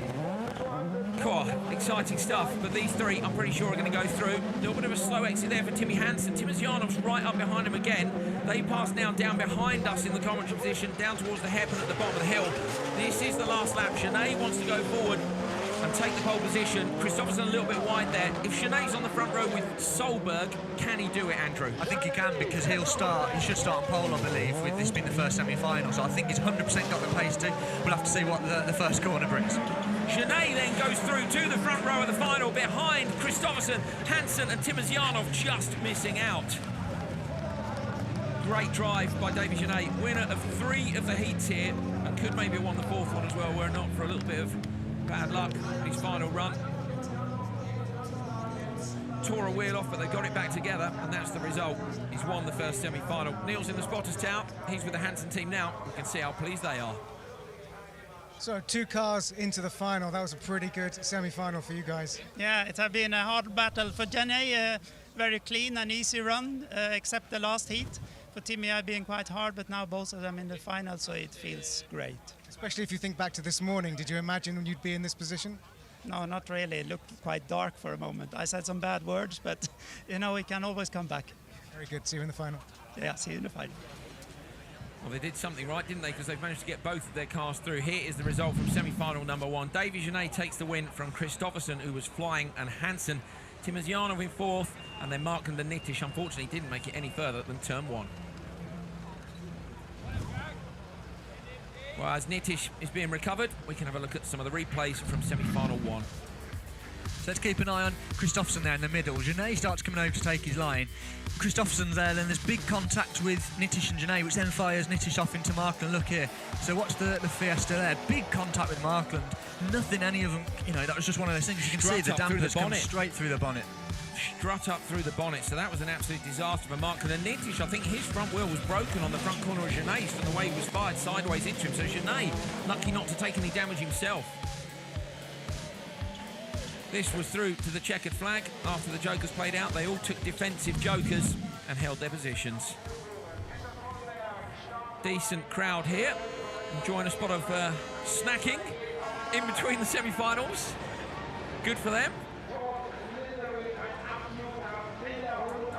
Some of your tweets coming through at the bottom of the screen. Talking about Magda Andersson there in the touring cars. You'll be able to see highlights of that online, I'm sure. Let's have another look at the Turn 1 incident. Send your tweets in, of course, at FIA World RX or the hashtag World RX. So here's another look then. There's nothing really any of them could do. Christophen's got the momentum, so he's going through. The gap just closes a little bit. Yeah, you're right. Nitti's broke his suspension on the hit with Genet, so as you said, Genet is very lucky to continue like he did. Markland there with the strut. There we see it bouncing up through the top of the bonnet. Huge hit that. He's lucky he didn't end up in the wall. That could have been a lot worse than it was. But frustrating for both those guys because Markland's in need of a good result. He's been much quicker this weekend and just a bit unlucky as a lot of these guys have been this weekend. I feel a bit sorry for him because he's had a rotten start to the year and then suddenly he's managed to come good here and do a decent job and really he was a bit of a passenger in that. So Kristoffersson, interestingly, good start from slot 3, and we've in the commentary box been watching the semi-finals and things like Super 1600 touring car. That third slot on the grid seems to have great traction, which you wouldn't necessarily think it would because that row hasn't been used. In the heat, it's obviously all 5 abreast across the front row, so there's going to be less rubber there. But as you say, it's been strong in the final so far. Great to see that the American lineup of drivers for OMSE are watching World RX. Hello, guys. Good to have you along. As Markland's car is lifted up onto the trailer to be taken away. Shame as well for EKS. Matthias Ekström, I had him down for being one of the favourites here, particularly after last year, and just hasn't gone his way. He seems still in quite good spirits, doesn't he? You've got to try and look at the right side of things, haven't you? And he had the pace, as we all expected, in Heat 4. He was very strong behind Petter Solberg in the overall classifications after Heat 4, so we knew he had that. It's just frustrating. He had reliability issues, so we couldn't see the rematch from last year. Well, they're down on the grid, and we can see the full lineup now then for semi-final number 2. Petter Solberg on pole, alongside him Tord Linnerud, who's had a mega weekend in qualifying.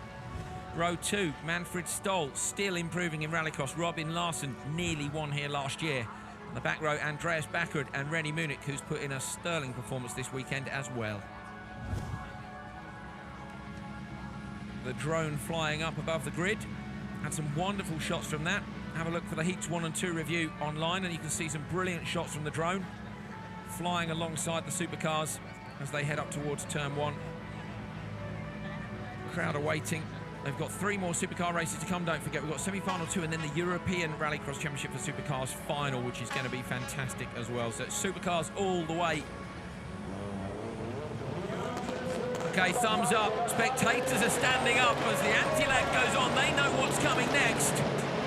Launch time, great start by Stoll from row 2. He's going to have the same problem, gets alongside Solberg. Solberg's looking up the inside. Linnerud, contact, Backerud gets away with it. Stoll's gone round, Backerud's trying to come around the outside with Larsson. Somebody else spun off in the background, it must be Munich. But out front, Linnerud is leading from Solberg with Backerud and Larsson behind. We didn't quite see what happened there, but again, Turn 1 claims some victims. Solberg's launch looked a little bit slow. We've seen it before, he does something different when he starts. His car sounds very different, it's like he goes off at very low revs. And he then has to slip the clutch a little bit to get it going, but Linnerud, same car as Kristoffersson, obviously, they've both got their starts absolutely spot on. Row 2 is danger. Petter will desperately want to go through to row 1 in the final, won't you? Because if you're not in row 1, you get caught in that sandwich. Oh, there's Stoll's car. So there's Stoll's car, and on the outside, Munich as well. So waved yellow's in the same place. So Stoll's car is on the inside, Munich's is on the outside. I don't think we'll see a red flag because we've still got a clear line all the way through, but they're going to have to clean those cars up before we can go racing after that. Solberg over the back of Linnerud.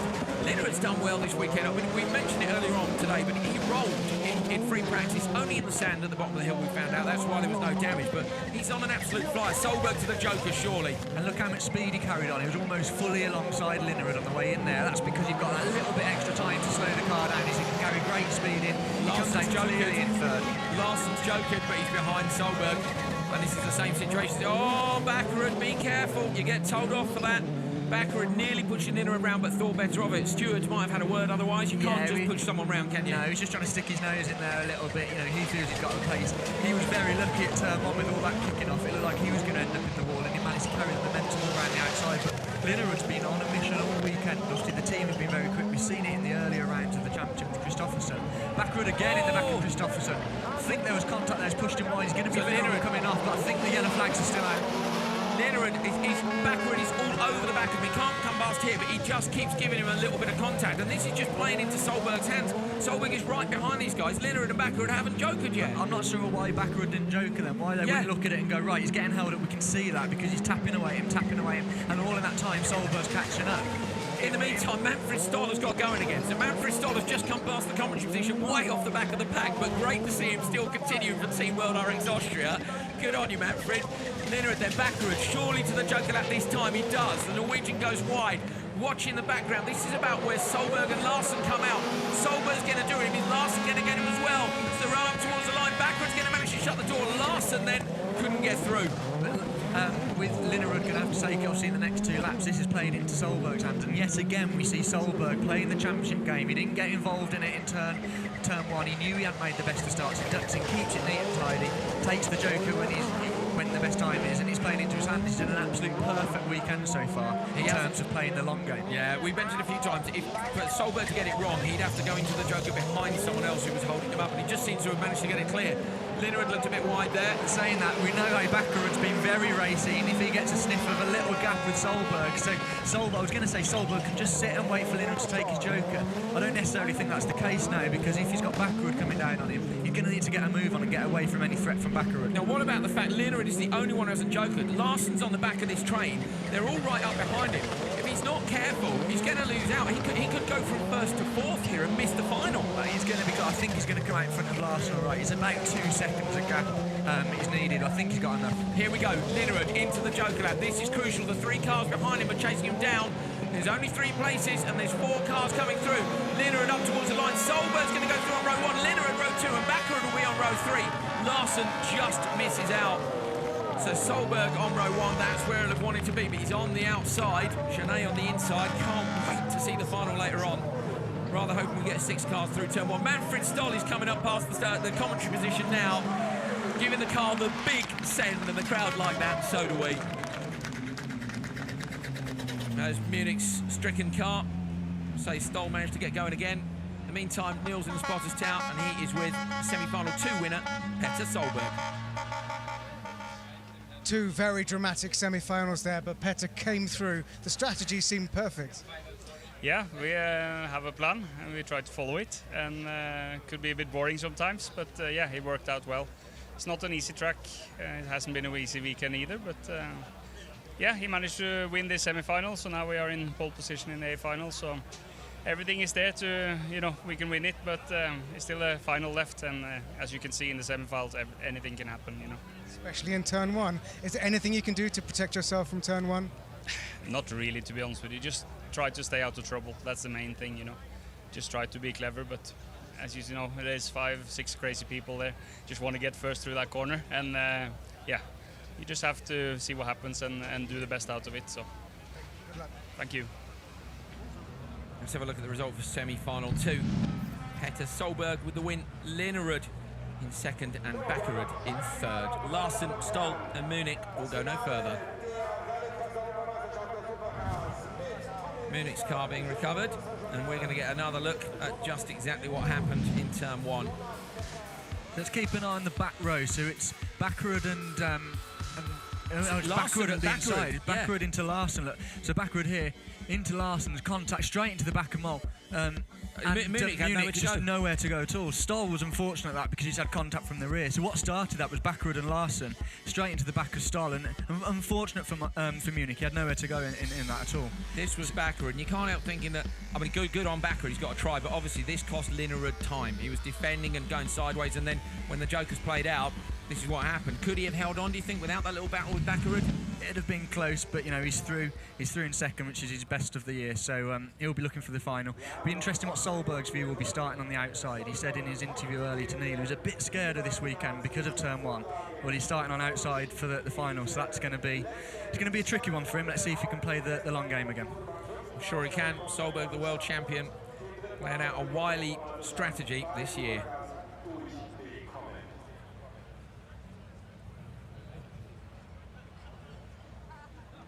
Well, the crowds are anticipating some action still to come. This is what happened earlier. Magda Andersson on the front row. This is the touring car final.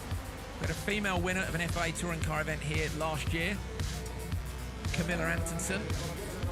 And Magda looked like she was going to do the same, Andrew. She did so well. She held on for the first 3 laps. She had a decent gap on Southston behind. And then Southston went to the joker. Southston looked a bit quicker the whole way through it, and Danielson was putting up a great fight. They then joker Southston to get him in clear air, which then we think Danielson should have gone the next lap, because to cover off Salson had very good pace, coming on very strong. And here Danielson, the last lap, goes for Anderson goes for into the Joker. And she was so close, but having said that, only made her first FIA touring car final last time in Lyden and gets her first podium the next time out, and she's 16 years old. So very impressive, isn't it? Very impressive drive. Incredibly. She was rapid too. She really looked like that she was going to threaten him on the run to the finish. Couldn't get past. Maybe should have jokered one lap earlier to defend the position, but either way, cracking job by her. Fredrik Salston in the lead of the championship, Bratton second, Norgard, Gunnarsson, Gabrielsen, Magda Andersson up to sixth with that great performance here this weekend. Tom Daniel Tanovic and Fredrik Magnusson also on the top 8 for touring cars. This was Super 1600. On the inside, Linnemann. Alongside him, Baumanis. Baumanis has been flying. Stepanka's trying to look up the inside of Baumanis, but Baumanis just managed to shut the door. In the background, with a bit of contact, bit of bodywork flying. Stepanka's lost out big time, ended up 6th, well 5th off the first corner. Linnemann making up for the disappointment of last time. Baumanis looking quicker, but Andrew, you noticed how noisy the car was. I think he'd had a cracked manifold, a cracked exhaust. The car was getting louder and louder, and he looked to be dropping performance as the race went on. But Linnemann's been in a class of his own. He semi-finally won by miles, and this, he's probably just praying his car to hold together. He said he was unfortunate in a previous round, but he kept it neat and tidy, and a very dominant win. Mete, and he sat with his head in his hands because he was on the last corner of the last lap and the engine went. He's tried hard this year, and finally the checkered flag fell for him in first position. He went up to the first corner, jumped out the car and started throwing stuff into the audience, which is what everybody should do when they win. The crowd loved it. Got a lot of love for that. Baumanis still leads the championship. He had a 10-point lead before, but it was over Dubourg, who drops to 7th. Shigabutinov is now up to 2nd. Linnemann into 3rd with that win. Szabo, Stepanka, Misulia and Smetana down in 8th. Good stuff from Super 1600s. Entertaining the crowd while they waited for the semi-finals of the World Championship, and of course still the 2 finals to come, Euro RX and World RX.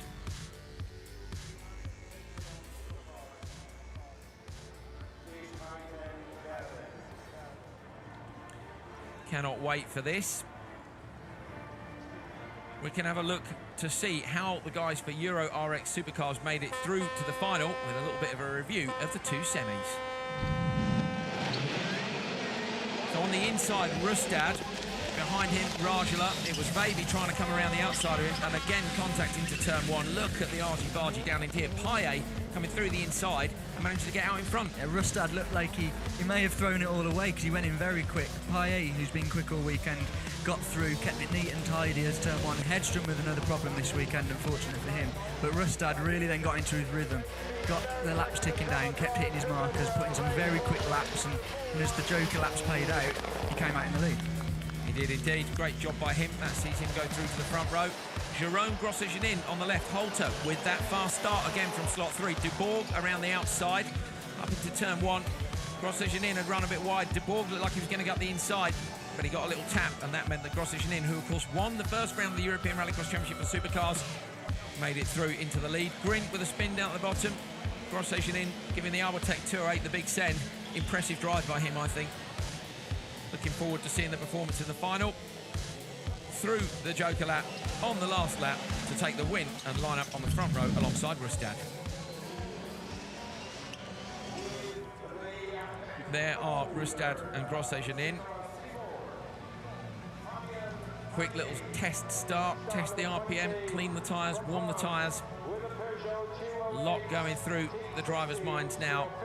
The Euro RX final in Belgium was carnage, to be fair, wasn't it? Well, he had him won, didn't he? But there wasn't much of a car left for him. But he's been very quick all weekend. He's, him and Rustad, I'd say, have been the standout too in European. But will Janin be thinking about the championship? We keep saying it about turn 1, and he needs to be getting the points for that European Championship with Rustad just behind him in 3rd, I think it is. Dubourg in that slot where there's loads of traction. We can see the full lineup for you. 1 and 2, Rustad and Jerome Grosjean. Dubourg in that grippy slot 3 with Fabien Paye alongside. On the back row, Johnny-Pekka Rajala and Jonathan Paye. So both the Paye brothers are through. Ready to go. Grosjean will be hoping not to get collected, just see if he can get some clear air. Marshall gives the thumbs up.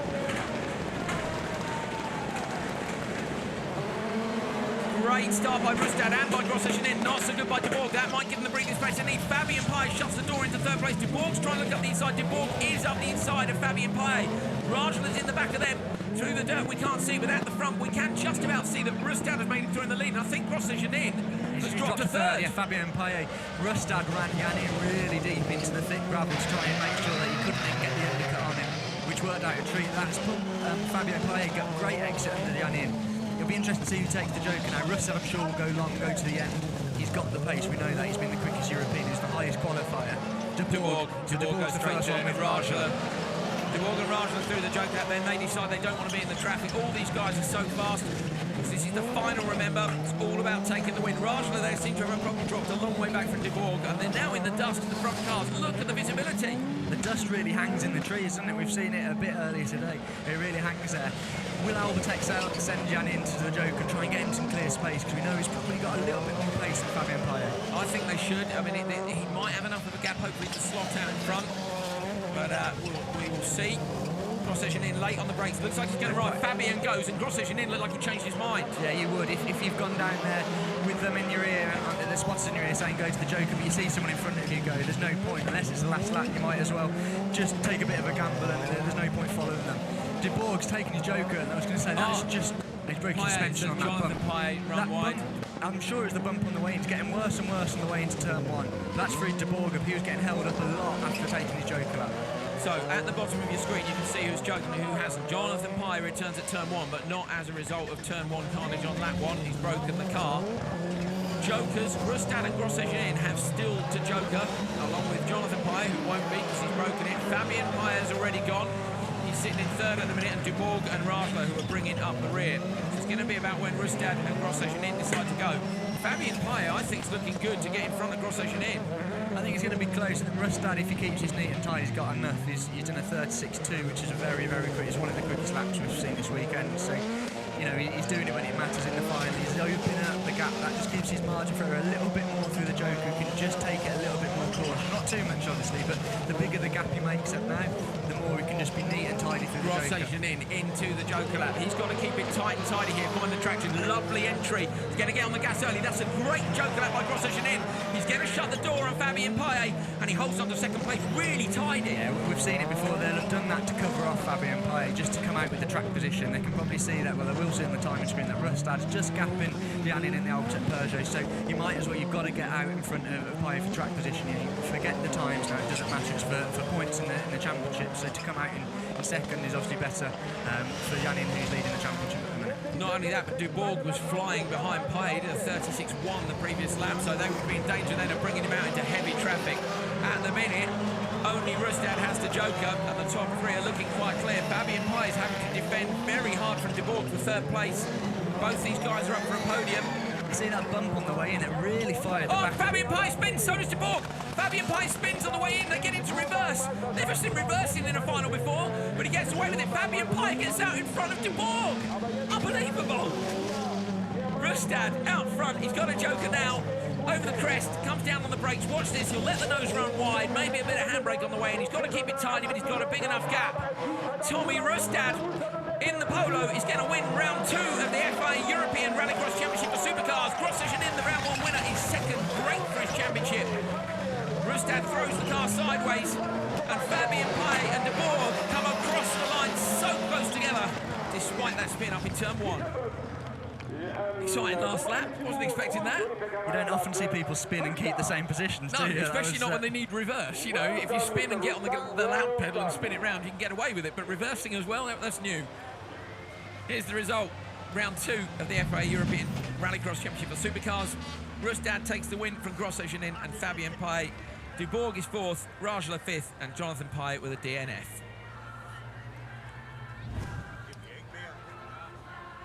Fans waiting for one last race.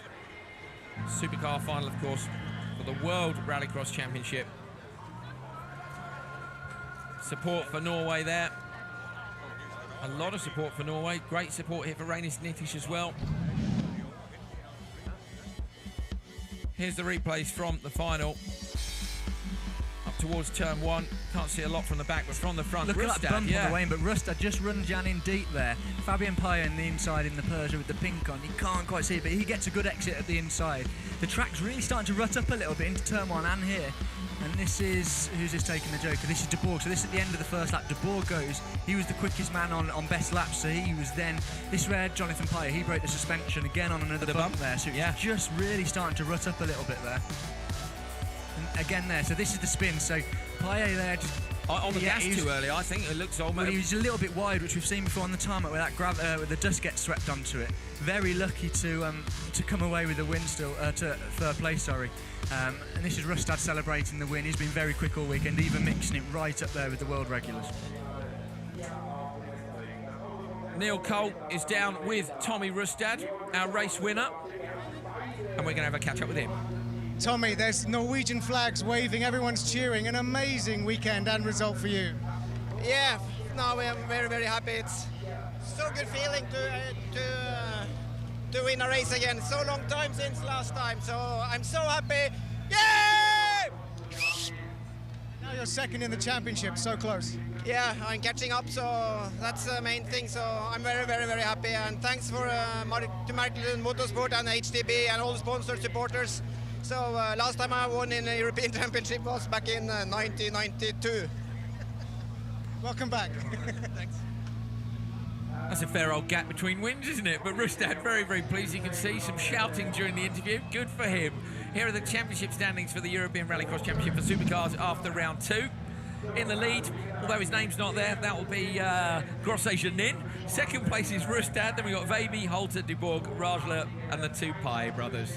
So Grosse Janin with a 2-point lead, having got a first and a second place. He'll be pleased with that, but it's going to be tight between those two, Rustad and Grosse Janin, for the rest of the year. I think it's going to be a year-long battle, isn't it? They're both very quick, both are very good teams, so it's very interesting for us to get to watch that as well. And with them being in the heats with the World Championship guys, it's how they play that. They can't have too much strategy because they need to go as quick as they can, obviously. But they need to remember who they're racing and who they need to get stuck into, shall we say. Well, Rustad got really stuck in this weekend. He would have qualified super high in the World Championship standings. We removed them, of course, separate them before. Now they get their own semi-finals and finals. But Rustad was right up there. An impressive weekend for him, I think. And Grosse Janin will go away thinking, right, going to need to raise the game. That's the man.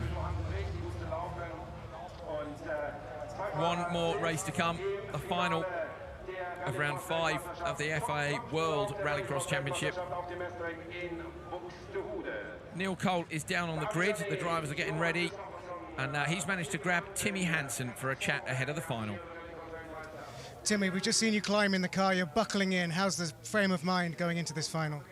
I feel like we have nothing to lose. This first corner is so difficult. You can't know what's going to happen.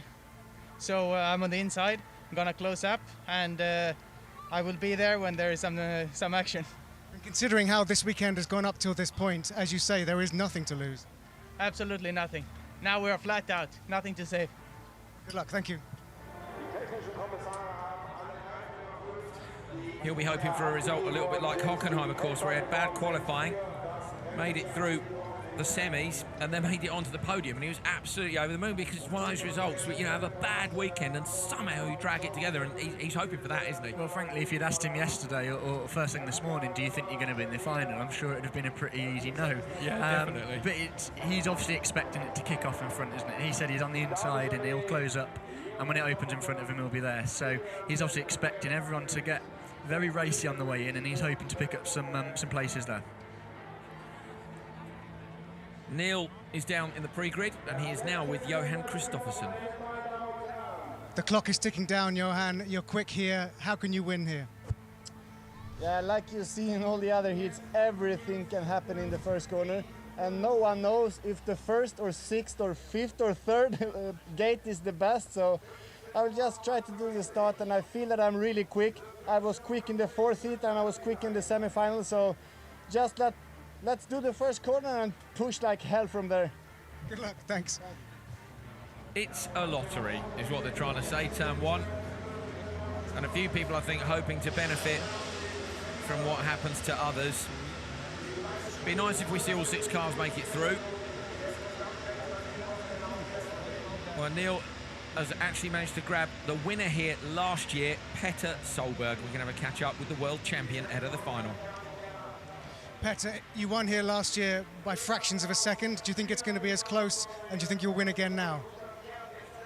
Can be very hard. You know, the outside lane is not perfect. I need a good start, and I haven't had the best start here. So my aim, top 3. You know, I will be very, very happy. So let's see what's happening. First corner, oh, it's really bad, but I will try hard, and I really enjoy. I had a very good semi-final. It was good fun. So and Tord Linderud did a fantastic job. You know, he drove very well. So let's go for it, and we will find out. Inspired by Tommy Rustad winning, you can do it again. Thank you. I hope so. Solberg admits he's nervous before he competes, and added to here by the jeopardy of turn 1. Well, all 3 of those drivers have mentioned turn 1, haven't they? Anyone would think it's a pretty tricky one. Yeah, it's like there's only one corner here. There are others, it's just that's the one that matters. And it's the narrowest part of the spectator area is up at turn 1, and it's where the most people are stood and all the air horns Well, it's are. where I'd go and sit if we're honest. It's going to be interesting how the different guys play it. You know, Timmy's got nothing to lose from the weekend he's had, so he can absolutely go for it. Obviously, Petter's got a lot to lose at the minute. He's got a good lead in the championship. David Genet, though, it's, in my opinion, it's his to win or his to lose. You know, he's been the quickest over the weekend so far. He's starting in pole position.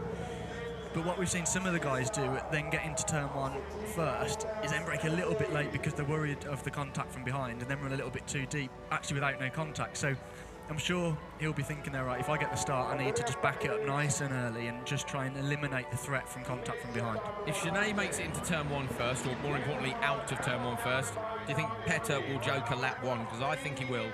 I think it would depend on what else has gone on that first lap, because the spotters will be looking, right, if we joker Petter now, is he going to come out in traffic? If it's kicked off a little bit behind, they need to make sure they joker him into clear air.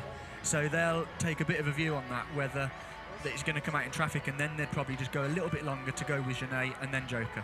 Solberg there with such an aggressive start, practice start, the car ended up sideways on the grid when he leapt on the brake, so he's had to reverse into place. Won't be a problem, I'm sure. Kristoffersen lining up on the outside. He's a dark horse, isn't he, for this one? I mean, you know, again, not his greatest weekend. Could have been. He span on the way into the joker lap when he was looking good for a great qualifying position. He's now out wide. You know, his teammate Linnerud's inside him. We've got 2 sets of teammates in here, so I don't know, quite hard to call. Kristoffersen's been quick, as we've seen all year, but in this one he's starting alongside his teammates, so he can't be maybe as aggressive as he would be with someone else, trying to close them down and get into the inside a little bit. But it's going to be interesting, isn't it? I'm intrigued to see who goes with what sort of approach in there. You know, is Petter going to surprise us and not go the bigger picture route? And if he gets a good start, try and sit it out Petter Solberg style, big siders on the way in, and try and go around the outside. Let's have a look at the grid then for the final of round 5 of the FIA World Rallycross Championship. On the front row, David Genet on pole with the world champion Petter Solberg alongside him. Row 2, Tord Linnerud and Johan Kristoffersen, the teammates of VW Team Sweden. And row 3, Genet's teammate Hansen and Andreas Backerud. The start is so important. Can Genet beat Solberg up to turn 1? Can he halt the tide flowing in Solberg's direction towards another championship? Smoke from the back of Backerud's car, but Backerud gets a great start from the back row, but a wonderful start by Genet. He goes up into turn 1, clearly in the lead. Solberg gets collected from the back. Backerud tries to come around the outside. Solberg's gone up the inside now. Genet on the gas. We don't know who's in the lead. Andrew Jordan's looking out the back of the commentary box to try and see, and it's Genet. Genet's got it, yeah. Timmy Hansen, is he? Where's Timmy Hansen gone? Timmy at the back. Timmy'd come through in 3rd, so I don't know what quite happened in all the dirt. Backward sat it out around the outside from all the way back on 6th slot. Ended up in the gravel. Kristoffersen left the door open a little bit. Timmy Hansen was straight in there, but not quite sure. We didn't quite see what happened in all the dust. We didn't see either the fact that Genet gets the Monster Energy Supercharger award. I think that'll be his first one of those. Good for him. Into the joker lap has gone Timmy Hansen. And they've watered some of the track down, Andrew, is what I was going to say. You can see the cars have got their wipers on to try desperately to keep the mud off the screen. Still dust up here in turn 1, and then the next section looks to be really wet down the hill. I think they've done that before this race, because I think in the European final it wasn't like that. Look how muddy the front of the cars are. That's playing even more into the hands of David Genet, because look, he's opening up that gap. A lot of that will be visibility with Petter Solberg. but Genet's on a mission, and is he going to convert his speed this weekend into a race win? You can see the circuit's getting bumpy a lot down there and into turn one. Solberg's to the Joker lap. Solberg into the Joker. Genet went a little bit wide on the race. Solberg's going to come out here for Genet. He really needs someone to get out in front of Solberg and slow him down just a little bit. And Kristoffersson has. Kristoffersson is just out in front of Solberg. Solberg runs into the back of it. That's going to hold him up. When do you send Genet? I'd probably send him now to play it safe, if I'm honest, to get him out. As long as there's enough space between him and Kristoffersson. Let's have a look. Andrew Jordan looking at the time. There is quite enough, yeah. Solberg's dropped back from Kristoffersson on the run down the hill. He was right with him out the hairpin. Bumper flies off the back of Genet. He's flying himself. Are they going to send him to the Joker lap? No, they don't. I'm surprised they didn't send him there. I'm surprised they didn't send him there. Kristoffersson wide. Solberg and Linnerud's going into the Joker lap in the background now. Hansen's already gone. So Linnerud, Kristoffersson and Genet still to Joker. Where's Linnerud going to come out? Backward at the back. There's Joker ready. We're up at turn one. That's Kristoffersson with Solberg behind him.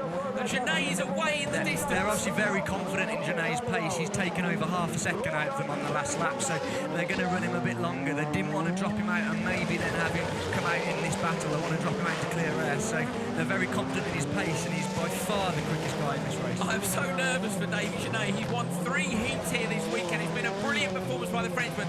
They're waiting until the death.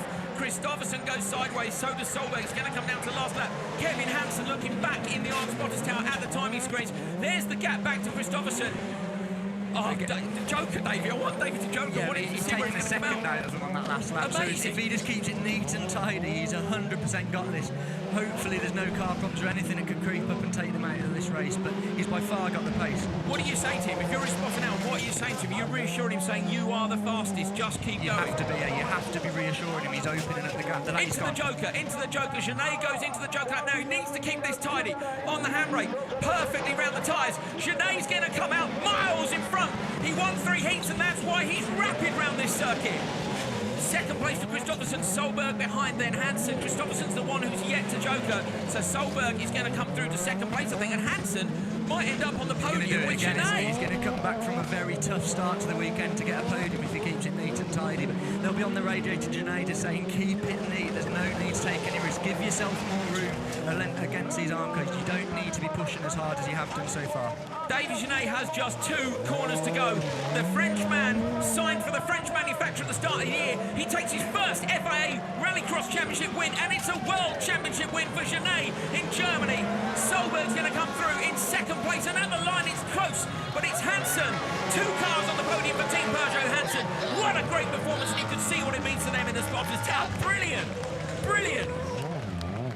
I'm so pleased for Genet. I'm so pleased. He's so softly spoken. Fully deserved, and he's been the fastest guy this weekend. Fantastic effort by David. Brilliant, brilliant. Neil Cole's up in the spotters tower. He's with the Hansen team now.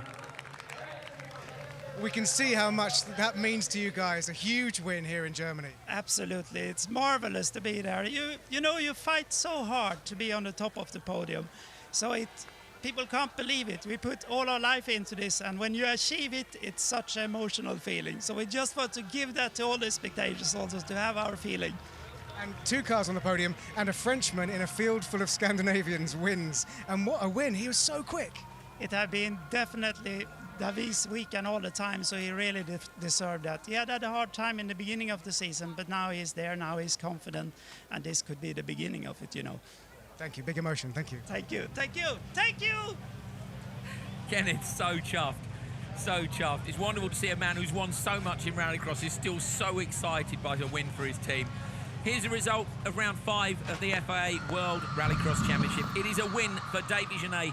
Petter Solberg in second. Timmy Hansen, who looked like he was having a dreadful weekend, saves it at the end and comes up with a podium. Kristoffersson 4th, Backerud 5th, and Linnerud in 6th.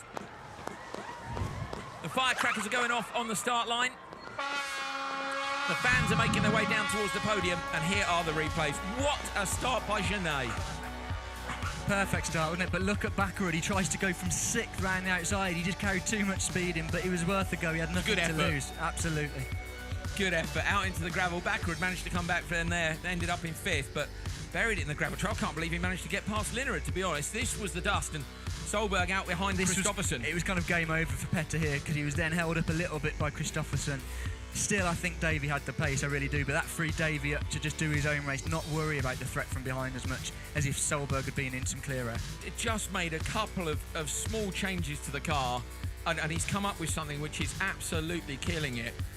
This is a tricky circuit, but there's plenty of gravel on it as well. I mean, I think this bodes very well for Genet for the rest of the season, and for Hansen too. Absolutely, it's going to give him a big confidence boost, isn't it? As Kenneth said there, his confidence up. He had a tough start to the season, but this is just, he's going to go from strength to strength from this, and he's one to watch moving on, isn't he? Yeah, definitely.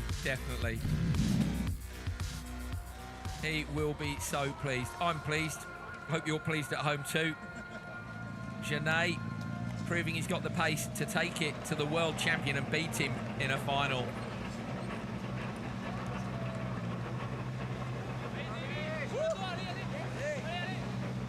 Genet climbs onto the roof of the car, the victor. Petter Solberg, the first person there to congratulate him. Timmy Hansen up there with him. It's a 1 and a 3 for Peugeot Hansen. You can see Suzanne Hansen in the background a minute ago, just bouncing up and down. Great stuff for Genet, great stuff.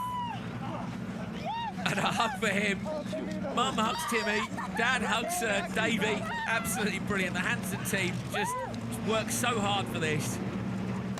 And Timmy's as pleased with the third as Davey is with the win, because his weekend looked rubbish and suddenly he's on the podium. Look at Kevin. Kevin's going mad. But Timmy works in the team, so he puts a lot of effort into this as well, into his driving, but also behind the scenes with it's a family team. For them to get that achievement, a win and a third, and for Timmy to come from where he was yesterday, that's an impressive job by all of them. Crowd all streaming down towards the podium, which is in the paddock.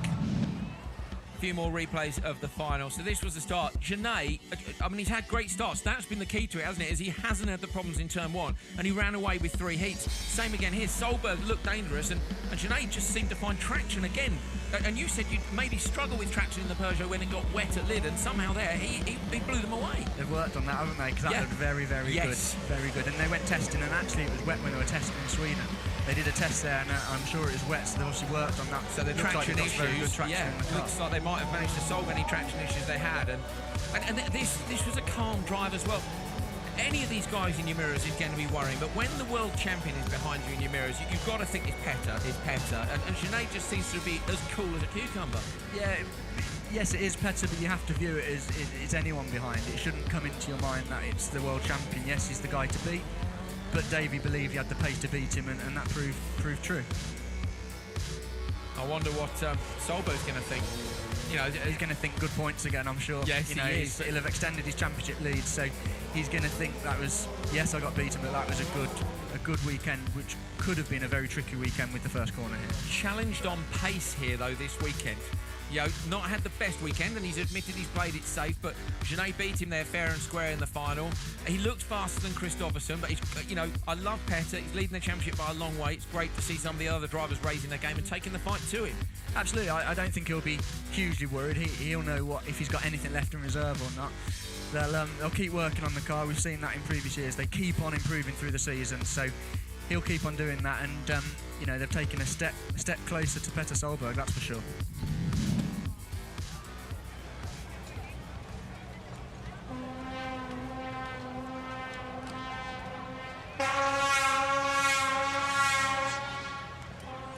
Those air horns you can hear are from the crowds who have so enthusiastically supported this event this weekend. Neil Cole is down in that scram down by the podium, and he's managed to get hold of Davey Genet, the race winner. Davey, incredible race for you in the final, but a really great weekend. You are the first ever French winner of a World Rallycross event. How does it feel? Yes, it's really incredible. It's amazing for me. For my first season in the World Championship, it's completely crazy. But I like this track and this race, and very clean during the semi-final and final, big battle. And I think the show is very, very nice. And during the race, did you know how far ahead you were? Because last year it was so tight, but this year you were dominating. Yes. The team work hard on the car, and now that's pay. And really thank you for the team and and the car it's fantastic.